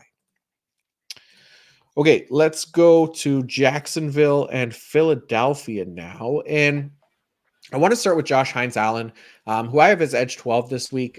He kind of continues his sack regressed season, I guess is a one way of putting it, right? 17 and a half in 2023, currently sits at just 3 in 2024. However, Hines-Allen continues to perform at a very high level. He ranks top 5 at his position in pass rush grade with an 89.9. He's top 10 in total pressures with 32, top 10 in pass rush win rate, 19.5%. I think he has a good chance here to get back on track this week. He'll line up primarily against Philadelphia Eagles left tackle Fred Johnson, who ranks 71st among 73 qualifying offensive tackles in pass blocking grade this season with 39.4. He's allowed 3 sacks already, 23 total pressures on just 123 pass blocking snaps this season. So I really like Josh Hines-Allen, still feeling very optimistic about him. Again, he's basically playing as well as he did last season. He's just not getting the sack. So I don't think there's anything to be concerned about here, like something that we talk about all the time, right? So on the other side of the defensive line, Trayvon Walker, like he has 6.5 sacks. I remember he had that 3 sack game in there as well. But outside of that one game where he posted an 84-ish pass rush grade, everything else for Walker has kind of been average to below average, right? His current pass rush grade is a 61.9, which is tied for 60th with Rashawn Gary. Again, Josh Hines-Allen is top 10 across the board, just not in sacks. But again, if there's anything you learn from this podcast is that, past sacks are not indicative of future sacks, right? So don't fall into the trap of thinking, Trayvon Walker is better than Josh Hines-Allen or anything like that, and therefore not more valuable. Like that's just not the case. So Trayvon Walker, he's going to see mostly Lane Johnson this week. And I got him as edge 28. I much rather trust Josh Hines-Allen. No, I'm with you. He's due, right? So being that he's due, is it Fred Johnson? Fred, yeah. It's you're on Kirkland notice. brand Lane Johnson. Yeah. Kirkland brand. I love it. Yeah, Fred, you're on notice. Josh Hines-Allen's coming for you. This is it. Yeah, it has to be, man. It has to be. Yeah, it's been too quiet this season, so got to get there. The other big part of Jacksonville's defense, obviously, is Foye Oluokun returning. Played his first game back in week 8. Spent last 4 weeks on injured reserve. He only came off the field for 2 drives in the first half, but played 100% of snaps in the second half of a close game, which to me at least provides some optimism that the team will rotate him off less frequency, ideally not at all, for the rest of the season. So for now, Oluokun ranks just outside the top 12 linebackers for me until we kind of know for sure that pre-injury rotation that was in place has been abolished, at least for him, because the rest of the Jacksonville linebackers did rotate quite heavily throughout that game. Ventrell Miller, Devin Lloyd, they just rotated drives for most of the game. They just took turns, and Yasser Abdullah played like a few third downs, and then I think Chad Muma was taken out to the desert and buried in a hole. So it's really Foye Oluokun for me, and I'm just hoping that rotation is gone for him, for his IDP stock, I guess. Yeah, no, absolutely. That was the big thing with Foye coming back to see what his snap share looked like in his first game back and what the rotation looked like. And yeah, like was it 92% snap share you said? Yeah, that was nice to see, right? And hopefully that sticks going forward so he can get back to being the productive tackle machine that he's been. Like you said, he was rotating off way more than we liked early in the year, and this was a positive sign at least. And with the other guys, eating into each other's snaps, and then R.I.P. Boom out in the desert. So, Yeah, no, he's tough to see. Casino style. There's Yeah, a lot of holes in the desert. Unfortunately, yeah, Chad Muma might be in one of them. yeah, So yeah, then the other side of things, the Philadelphia linebackers. I mean, Nakobe Dean, these guys have both been really solid. Zach Bond, I have as yeah, LB7, Nakobe Dean LB16. Nothing really crazy there. Josh Sweat is going up against the now a backup left tackle in Jacksonville because they traded Cam Robinson to Minnesota. He had the 3-game sack streak that came yep. to an end last game. But for the guy that he's playing against now, whose name I guess I didn't include here, which so whatever it is, nameless left tackle for the Jacksonville Jaguars. When he's played any significant snaps at left tackle this season, he's earned either an 87.0 pass blocking grade, which was versus New England, and a 45.7 pass blocking grade, which was against Green Bay. So he's a low end edge too for me, Josh Sweat. Anyways, this week I got him as like edge 19, but I think this nameless left tackle, it's going to drive me crazy to not actually have it. So I will get it here in a second. It's a decent matchup for Josh Sweat is essentially what I'm trying to say. Yeah, no, we'll just call it equate Lane Johnson or Walter Brand, Lane Johnson, whoever this guy's. Yeah. Yeah, no, like you said, Sweat had strung together a 3-game sack streak and kind of got it going. So hopefully he can take advantage, as you said, which should be a nice opportunity for him. I like Josh Sweat. I've always had a soft spot for him, and I got him on a few. You could always kind of sneakily get him at a nice value in a lot of drafts too. So it was good to see him get it going, and hopefully he can get back going this week. Yeah, for sure. And the tackle is Walker Little. I'm sure people were Little. yelling that because he's a former 2nd-round pick out of Stanford. Right. Yeah, so Walker Little is the guy that we're looking to target this week. Other than that, the Eagles, Cooper DeJean, I got him as CB 18 going against Jacksonville. The Jaguars rank 11th in 11 personnel rate at about 69% going into last week, but they had injuries to their starting wide receivers. So the 69% fell to just 56% in week 8, which was ranked 21st. So that could be a little bit of cause for concern if they're without Brian Thomas Jr., that we know they're going to be without Christian Kirk, if they're without Gabe Davis, who's also banged up. So they might be running out a lot of Evan Ingram and Brenton Strange, which not necessarily something that the Eagles might match up Cooper DeJean for, but I don't know. Cooper DeJean, the Eagles have been slightly more generous with DeJean's playing time than most of the teams with the use of their nickel corners. So not like overly concerned about him. So he's still CB 18. I think he's fine in most leagues.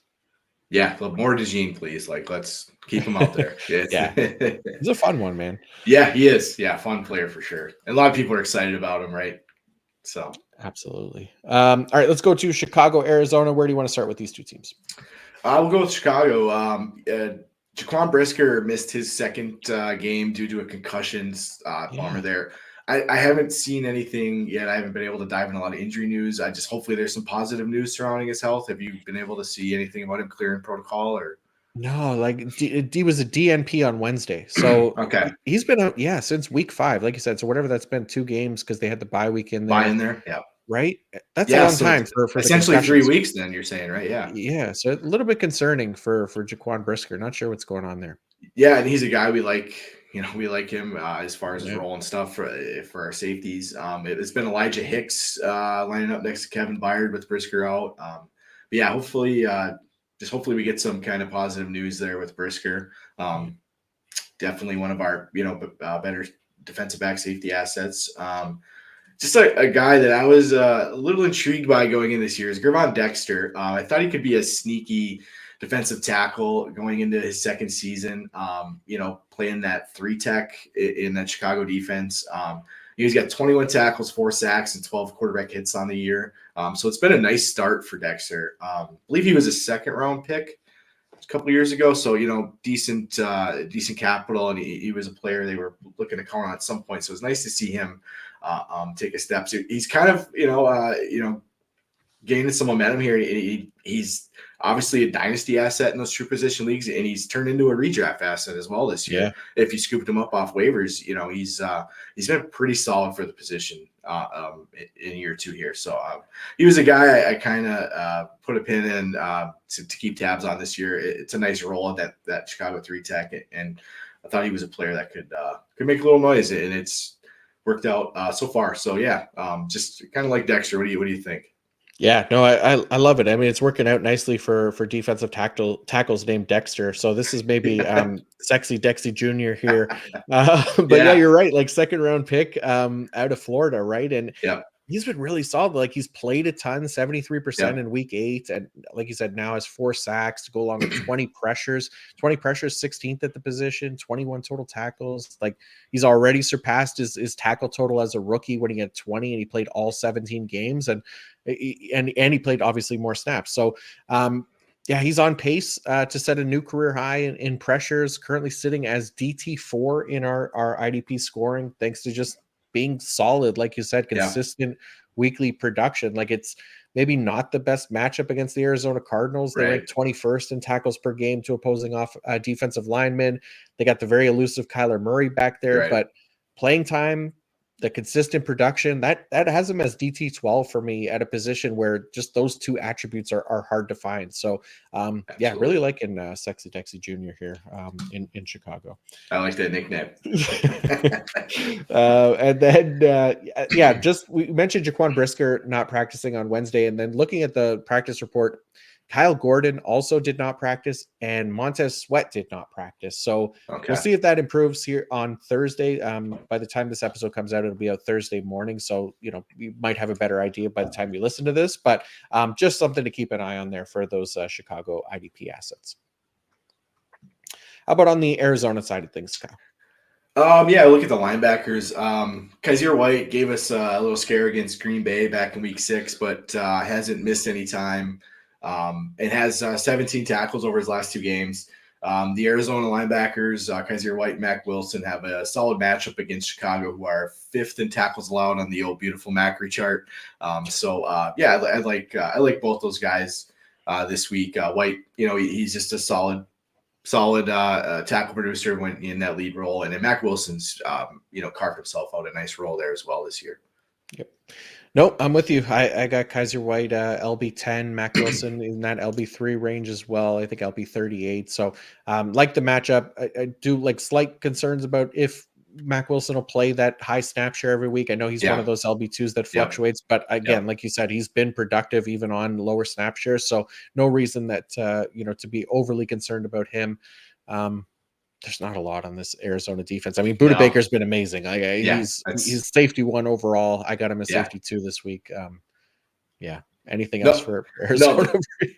No, dude, I'm with you. Like, all I have is Budda Baker is a freaking tackle machine, and Jalen Thompson's been solid in his own right. Safeties. And that's it. That's literally it for Arizona. Yeah. So let's go on to the Los Angeles Rams and the Seattle Seahawks next. And just quickly starting with Jared Verse and Byron Young, the edge rushers here for the Rams. Originally, I had a shout out to Jared Verse planned for last week's show, but obviously that got deleted with the audio issues. And then when I re-recorded, the Rams had already played on Thursday Night Football, and Verse had 1.5 sacks. So I figured we'd save it until this week. But edge 11 in the ranks this week for me for Jared Verse. He's edge 16 overall in pass rush grade as well this season, which is really impressive for a rookie. And of course, being the clear leader among rookie defensive linemen in pass rush grade this season. He's playing a bunch as well. He looks really great. Gets Seattle this week, which is a bottom 10 offensive line in pass blocking grade. Gino's been very good at avoiding sacks, I will say that. But Jared Verse, Byron Young, like Byron Young's been solid. Obviously got the face mask sack on on Thursday night last week, but shout out to him, man. He got away with it. So Jared Verse, like again, edge 11, Byron Young, edge 17. We'll see if they can take down Gino, but I really like them. Their chances of kind of dominating the Seattle offensive line. Yeah, right there with you, man. Jared Verse has been just awesome as a rookie, and him and Byron Young, what a really nice young edge duo the Rams have with those two. They fell into something there for sure. Definitely, man. And then the Rams, obviously the linebackers. Troy Reader is on injured reserve. So Christian Roseboom was the clear snap leader for them in week 8. He played 94% of the snaps, while Omar Spates, who I know a lot of people might be excited about, played just 44% of snaps. Jake Hummel played 20% of snaps. So maybe Omar Spates increases, his snaps this week or in future weeks to give him some more experience or whatever. But I just have zero interest in trying to get him in lineups this week. Like he's LB 59 for me, something like that. Roseboom isn't overly high either, just again, because I don't think he's very good. And I'm not going to trust him to be a full-time linebacker for forever. So that could change at any moment. But the Seahawks are also giving up the fewest tackles per game to opposing linebackers as well. So it's just a bad matchup. So like you could start Roseboom if you really need him, but I'm hoping that you got better options this week. Yeah, no, I think you absolutely nailed it there, right? Roseboom got that ideal volume, waiting to see what it looked like with Reader out. Spates got on the field. A lot of people were pumped about him to see what he could do after Jones left. And there was a lot of hype pieces on Spates. He finally got to play, but you're right, not a super ideal snapshot by any means. Roseboom's not exciting. I'm with you. I was going to ask your opinion on that as well. I'm not super confident that snapshot sticks either. So. Yeah. With Roseboom. With Roseboom, or for any of those guys, like we'll have to see how Spates does, but I don't know, man. They need help there at linebacker. Then the only other thing for the Rams, Lake versus Curl again here, Cameron Curl and Quentin Lake. They didn't play a ton of defensive snaps as a team in week 8. Plus Cameron Curl left the game with an injury for a little bit. He missed like 13 snaps. So Curl's still likely to play in the box again, while Quentin Lake is playing a little bit more deep. They're fine starters if you need them. They're just not as exciting anymore. And then Kobe Durant is going to play in the slot, who I do like as a streamer this week as one of those nickel corners against an 11 personnel heavy offense that is giving up the most tackles per game to opposing cornerbacks. So Kobe Durant, somebody that I'm trying to sneak into lineups in a few different places as well. Yeah, no, I like that call. I had written up Darius Williams as a streamer in my waiver too, because he was injured, or I think he had a hamstring. He was on IR early, and he's made it back. He's back to full. I think they eased him in his first game. Now he's back to full snaps, and like you said, Seattle's been a good matchup for corners. So he's another. I like the Durant call too, and Darius Williams is another guy you could probably, find on waivers because he wasn't around much early. So. Absolutely. And then on the Seattle side of things, Derek Hall has kind of been the clear leader in snap share for the Seattle Edges with Uchenna and Wosu out. Boye Mafe, he had been dealing with an injury and kind of ramping up a little bit, but Hall, he had his stretch of really productive games. I expected some regression there. It wouldn't be a surprise to see him kind of continue playing a little bit back down to earth here after whatever it was, 5 sacks in 5 games. And then he had the fumble 6 in there as well. Like these things tend to even out over time. So especially for like kind of average NFL players like Hall. So not overly, excited about his rest of season potential, but the snap share right now is at least pretty solid for him. So the main thing I think for Seattle was Ernest Jones coming back last week, or well, not coming back, but coming to a new team and playing immediately a 100% snap role, which is wild to me. Tyrell Dodson also played 100% of snaps. So, I mean, it covered it in the recap episode, but I like the landing spot and rest of the season outlook for Ernest Jones a fair bit. How are you feeling about him in Seattle here? Yeah, I like the spot too. I didn't know what to expect his first game there, right? Making the transition to a new team and scheme, and they just rolled him out there. So him and Dotson both. I mean, it had a hell of a game.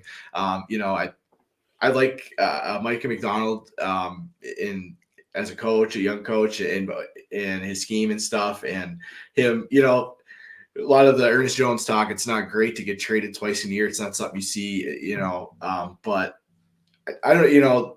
Tennessee got him right, and then they flipped him for a profit, Mhm. I believe, right? And Mhm. they are sellers, so I don't necessarily know that it's Ernest Jones. Like I don't know, right? Right. Anything about anything, but I don't know that it's an Ernest Jones is a locker room problem or attitude or anything, or it's just like, hey, they made a move, their season hasn't gone well, and you can flip them for a profit. And Mike McDonald targeted him, wanted another young linebacker that he thought fit his system, and so I like the spot as well. Anyway, so. Yeah, I mean, in hell of a first game.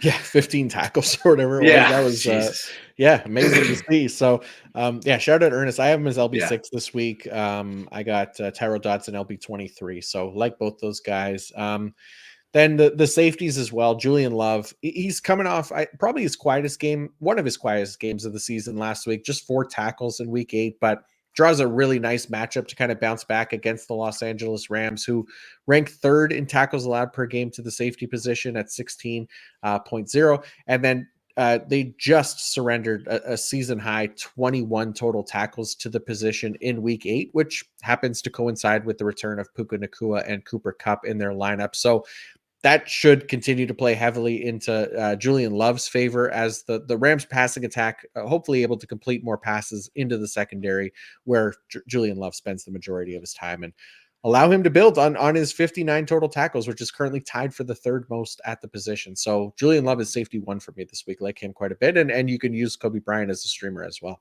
yeah, no, yeah, it's a nice matchup. Julian Love's been excellent, so yeah, it's good time to keep rolling here. Hopefully.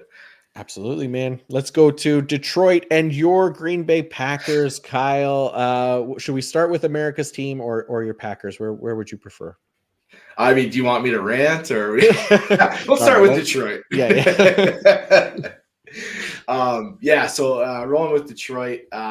First off, Jack Campbell had a much welcomed 95% snap share, racking up 11 tackles against Tennessee in Week 8.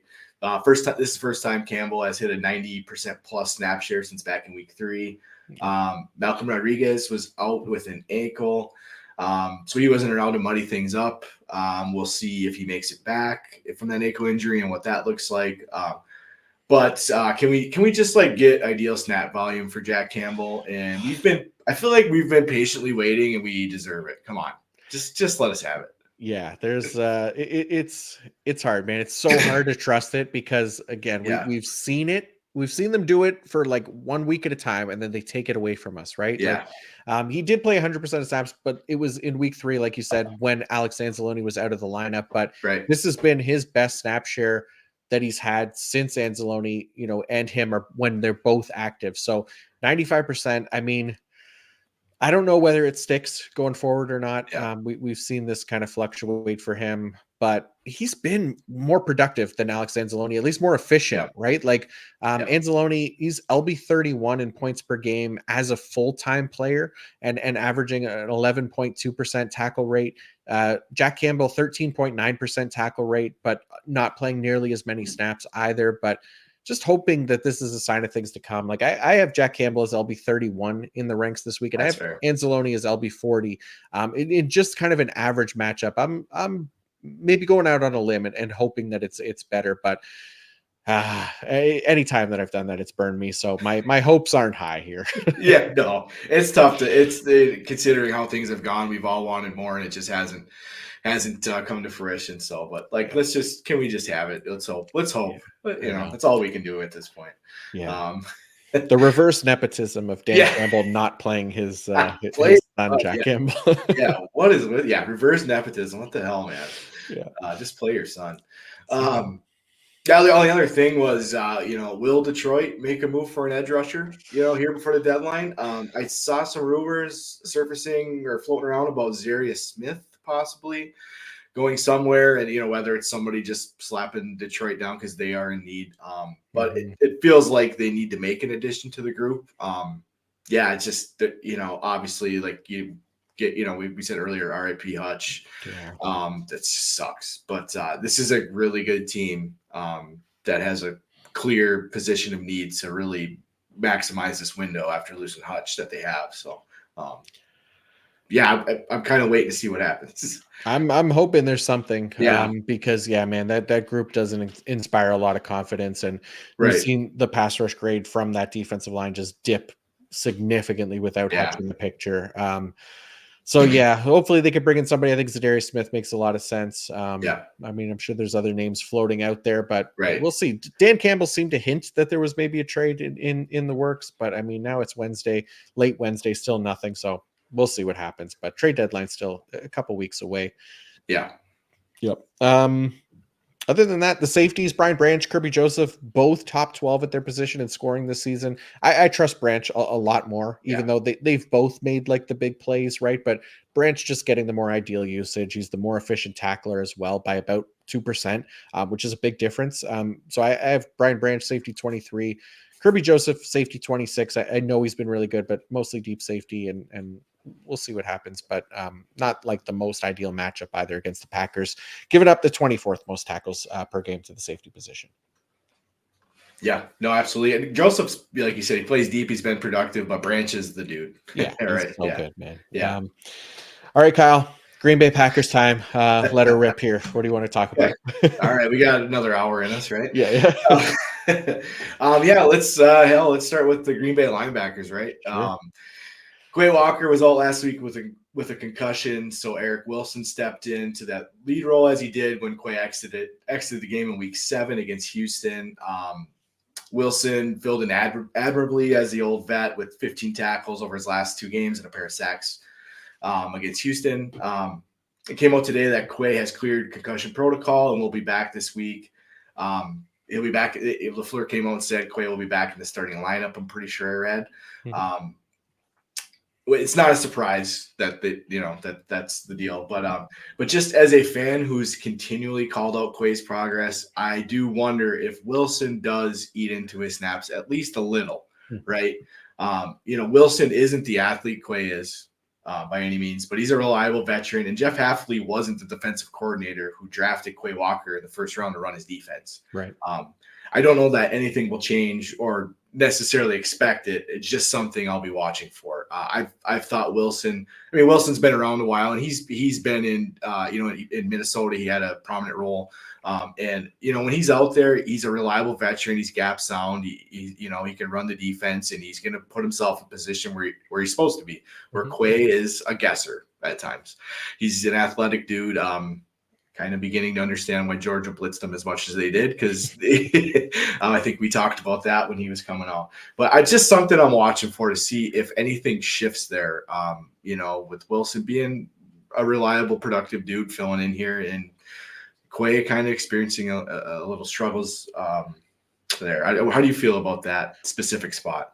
Yeah, no, it's good points, right? Like, again, like you said, Jeff Hafley didn't draft Quay Walker, and if he continues to struggle, like maybe they do let Eric Wilson get a little bit more reps, because Eric Wilson's looked good. I mean, Yeah. Edrin Cooper's looked really good. Yes. And I know they've been, rotating Isaiah McDuffie and Edrin Cooper, giving them, drives at a time kind of thing. But I'm with you. There's definitely potential that things could start to shift, but I'm treating Quay kind of as the starter right now. But Yep. for all the reasons you just said, I think there's reason to just kind of keep an eye on the situation, Yeah. because there's capable guys in that group that can all play that role. And if Quay continues to be that guesser, like you said, and not perform up to standards, then maybe there is a shift that's coming. Yeah, no, I'm with you. It's just something to be watching, because there is a chance it could happen, and even if it's slightly, right? If Yep. his snap, if he is starting, which I expect, but if his snap share starts dipping, Mhm. that's a problem for us. We like the volume. And then you mentioned Edrin Cooper. Cooper just continues to impress me, and his role is growing. His athleticism is noticeable on the field. He had a knack for making plays behind the line at Texas A&M, and you see that in the NFL. He makes a splash play here and there, and that closing speeds there. He gets downhill in a hurry and closes. His snap shares increase, and it's been coming at the expense of Isaiah McDuffie. Mhm. McDuffie's that solid veteran locker room guy, but he just doesn't have the size and juice that Cooper brings. And yeah, Cooper just keeps impressing every week. You keep reading more about him, whether it's all of our IDP heads talking about him and what they're seeing, and even the NFL circles, and Mhm. a lot of things coming out, just how much he's really impressed with the more playing time. The dude is just, he stands out there, right? Yeah. And it looks like he should continue to grow in this defense. Yeah, no, absolutely. Yeah, it's hard to trust them for IDP right now, Right, just because right. the snap share isn't necessarily there. But Yes. I'm with you. Like he's really exciting, and I think if we see that role kind of solidify and that snap share increase, like that makes him a very intriguing option for IDP purposes, and definitely somebody that to keep an eye on in Dynasty. Yeah, no, I think the biggest thing is his dynasty stock just Yeah, continues. Like you said, it's a great point. Like his snap share isn't quite ideal for you to be relying on him to put up big numbers week to week, because without the ideal volume, you can get them slow weeks. It happens, but yeah, I think his dynasty stock just continues to go up. The dude yeah, is, he just impresses. Like I said, yeah, um, the other guy I've been impressed with is another rookie. Is Evan Williams. yeah. He suffered a hamstring injury last week's game. We were talking before the show. From what I saw, he was in the rehab area at practice for today. Hopefully, he can make it back for this big divisional game. Just every week, I come away more impressed with Williams. The kid can flat out ball. There was a play against Arizona. I was talking. Me and Jeff were talking about an IDP show where he had outside contain on a zone read on Kyler Murray, and Van Ness crashed down hard, and Williams had outside contain, and instead of just chasing down the line, he stood his ground and made a veteran play as a rookie, and he made a play on Murray for a loss. And it was just like, man, just stuff like that, right? He makes a play where you're like, dang, this kid can ball. But yeah, I just think he can play. I like our defense with Williams and McKinney at safety, Bullard man in the nickel. We just want Bullard to get enough snaps for us IDP gamers. I do like him at that nickel. It's just we want him out there enough. Maybe more of a fan NFL look here talking about this secondary, but yeah, I do like Evan Williams, and McKinney's just been unbelievable. I mean, Yeah, interceptions are not a sticky stat, but the dude just it's crazy, man. It's keeps like doing it. he's had like what, one game without one or something, or one Yeah, or two. Like he's just been unreal. it is unbelievable. Yeah. But yeah, it's been something to see this unit come together. With Bullard going in the slot, Keyshawn Nixon has kicked outside when Jair Alexander's been healthy because he's been hurt and in and out. But and it's Eric Stokes was the one who was the odd man out with Bullard going in the slot. So, it just getting some run out of these rookies has been cool. And there's some value in this safety unit as well. Just as long as, like I said, Bullard gets some ideal snap volume in that slot role. Yeah, an upgrade from Darnell Savage, I would say. Yeah. Sorry to bring up that sore spot. No, it's so true. Yeah. And then, the only other piece, like on the defensive line, Rashawn Gary, I mean, he's just been kind of mid this season. I don't know what's going on. Like, if you think, things are going to turn around for him or not, like you're watching the games more closely than I am for the Packers specifically, but any kind of hope here for Rashawn Gary rest of season, or is this kind of what we're getting right now? I mean, there's a little bit of hope. He got unlucky. He had a sack called back on a offsides call on Preston Smith a few weeks ago, and a game he was playing better. They're all mixed together. But anyway, I feel like he's been hot and cold. I kind of feel like it is. I was hoping for more as well. I think a lot of us were.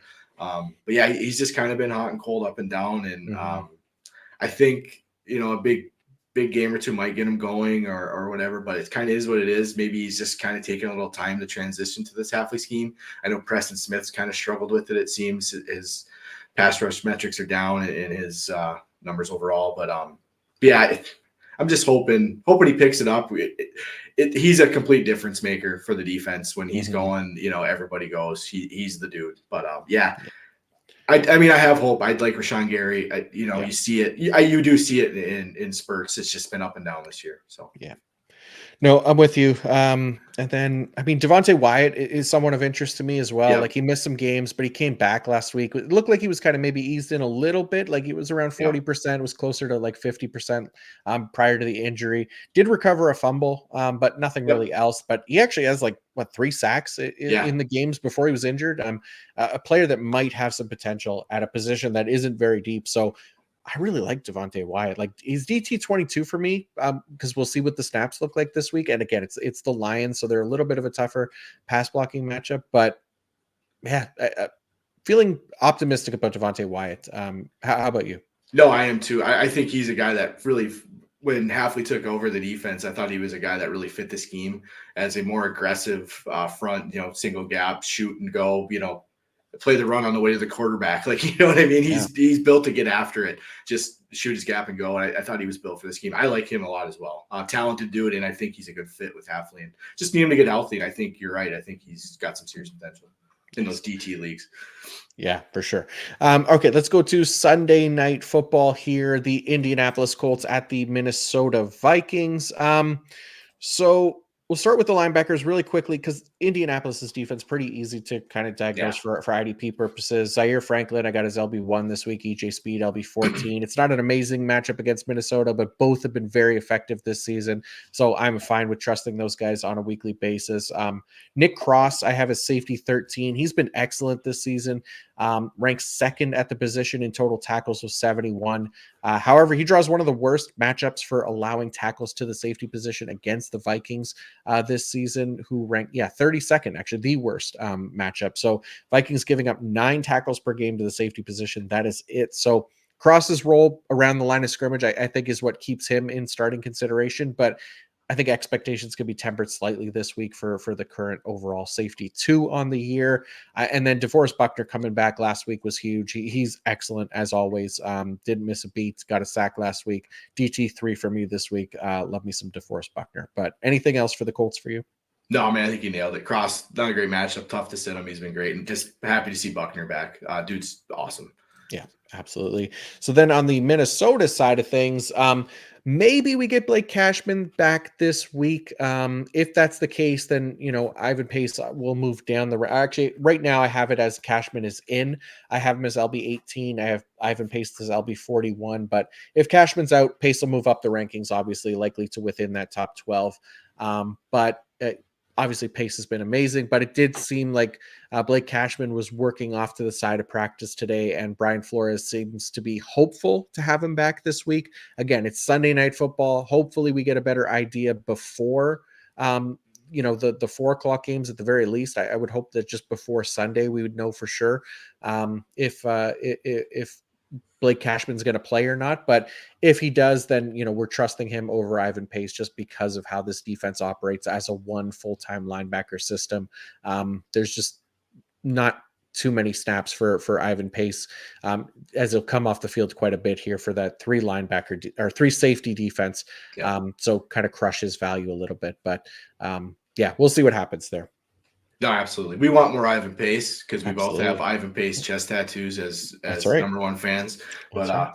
It's if Cashman comes back, it's a bummer. It's a hit to his role, sure. Yeah. It's just not enough room. But. Yeah, and then Jonathan Greenard, and Andrew Van Ginkel are edge rushers here in Minnesota. Joe Flacco starting is definitely better news for the Minnesota pass rush. He's not nearly as elusive as Anthony Richardson, who was actually quite good at avoiding sacks. May he rest in peace as well now. But Andrew Van Ginkel I have as edge 14, Jonathan Greenard as edge 13.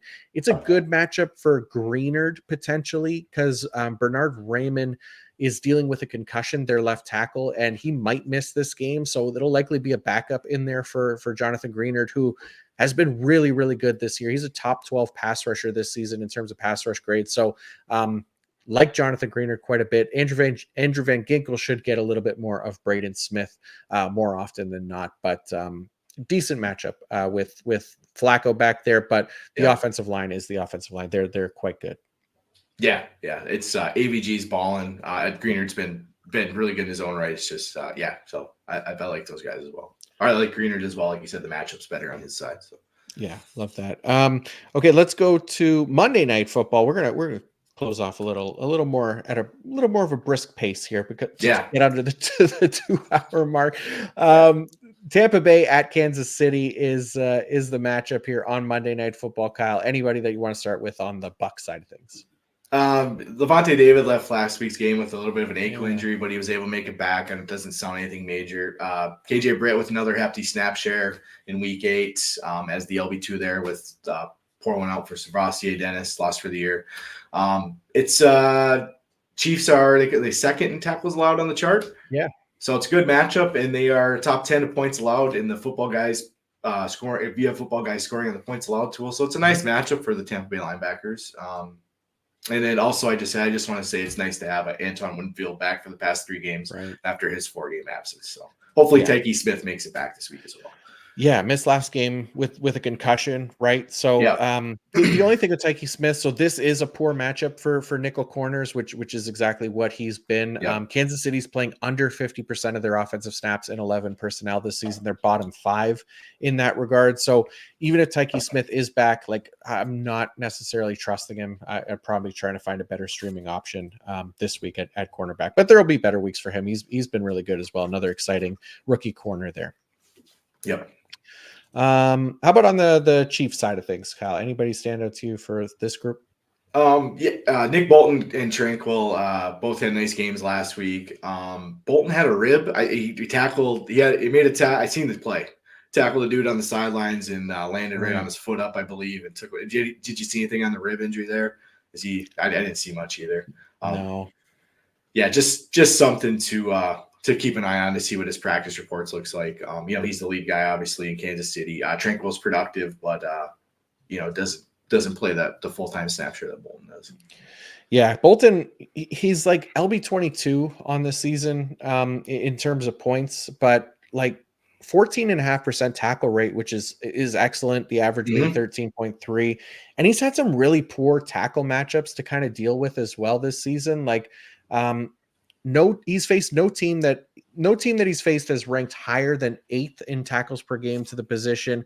And and a lot of them are well below average, but looking at his rest of season matchups as well, like it's almost all below average teams in that regard, the way things have kind of shaken out thus far, like other than the Pittsburgh Steelers, who he faces in week 17, who are ranked first. So I think it'll be really hard for him to kind of get out of that LB2 range rest of the season, which isn't terrible or anything like that. I just would hope, for better matchups to kind of boost that potential. So it'll be up to him to do it if he can, but he's been efficient. Maybe he can add a few more big plays to the mix as well, which is possible, but I still like Nick Bolton. I think he's a solid IDP option. Yeah, right there with you, man. The only other thing I had was the Chiefs traded a 2026 6th-round pick for Josh Uche from the Patriots. Uche is a guy who could probably use a fresh start. He's a smaller pass rusher. That's what he is, right? A smaller edge guy. Don't expect it to affect George Karlaftis, but he could eat into Felix Anudike-Uzomah a bit, maybe. Just kind of curious to see what Uche does when he gets up to speed with Spags' scheme, playing for a contender. So just something to watch, I guess. Yeah, it could be a role there for sure. They could use the help. He's been more of a designated pass rusher type. So outside of like best ball, I don't know that he's got like a ton of IDP value, but we'll see what the role is. Maybe they give him a larger role than what he was getting in New England. We'll have to kind of wait and see on that one. But other than that, like the Chiefs, Chamari Connor actually is interesting for me this week. I have him as CB13. He's worked as Kansas City's basically their primary nickel corner, which is kind of the reason for his fluctuating snap shares and production this season. And after like nearly a month of poor matchups that have kept him kind of off the field a little bit more, he draws a really nice matchup this week against the Buccaneers. The Bucs spend 80% of their offensive snaps in 11 personnel. That's third most. Kansas City's last 4 opponents all ranked average to well below average in that regard. That led to an average of 56% of defensive snaps for Chamari Connor. I think that number comes up quite a bit this week because when he last played a top 10 offense in 11 personnel rate, which was Atlanta, he played 82% of the defensive snaps, and it led to his lone double-digit tackle game of the season. So Chamari Connor, another one of those interesting CB streamers, or I guess he might be listed as a safety on some platforms as well, but should be in a good spot to produce again this week. Should see that snap share increase significantly. All right, I think that is going to do it for us. Thank you all so much for tuning in, watching, liking, subscribing, all that stuff that I very much appreciate from you all. Hopefully that helps you win your matchups this week. And if you still have questions, always feel free to ask them in the comment section or reach out via Twitter. I'll do my best to get to them all. Kyle, the only question is, do we dare check the score of the Red Wings game before we sign off so that we can cry in front of the watchers and listeners, or is it too risky? It's a risky bet, man. Yeah. Okay. I'm a No, bet fair. man, but that's too risky for me. It's too risky. Yeah, I might say something that makes me sound like an absolute monster of a human being, uh, or break something and ruin the recording again. But no, we won't check until after. But Kyle, huge thank you to you, man. Helping me break down this massive slate of games here to help the good folks get ready for a week 9 win and giving up 2 hours of your time tonight. I can't thank you enough for doing this with me, and it is always a pleasure, my friend. Thank you. No, dude, I feel the same way. It's always a great time hanging with you, John, talking football, and I always appreciate you asking and reaching out to have me on, man. Pleasure's all mine. It was fun as always. Yes, sir. Anytime. And before you go, please do let everybody else know what you have going on over at footballguys.com this season as well. Yeah, you can find all my work over at footballguys.com. I write the waiver wire report, which is a tool on the website, and also I took over doing started doing the IDP rest of season projections a few weeks back. So that's been keeping me busy with all the injuries and changes and stuff. But it's been fun, and it keeps you sharp, and something new is always fun to try out and see how it goes. But so yeah, been busy over there, and it's been a long year, and we still got more to go. Yeah, we're halfway there, living on a prayer. And yeah, hopefully, people check out Kyle's work over at Football Guys. Kyle does great stuff over there. And then as for me, I got the IDP fantasy report, which is out now, linked in the episode description as well, and that'll list all your waiver wire targets too, and snap shares and utilization nuggets, all those kinds of things. IDP rankings I'll link into the episode description as well, to help hopefully with some of those start sit questions. But other than that, I'll be back Monday morning, week 9 IDP recap. So be sure to check that out. Always plenty of nuggets in there as well. Appreciate you all. Good luck this week. And until next time, peace out.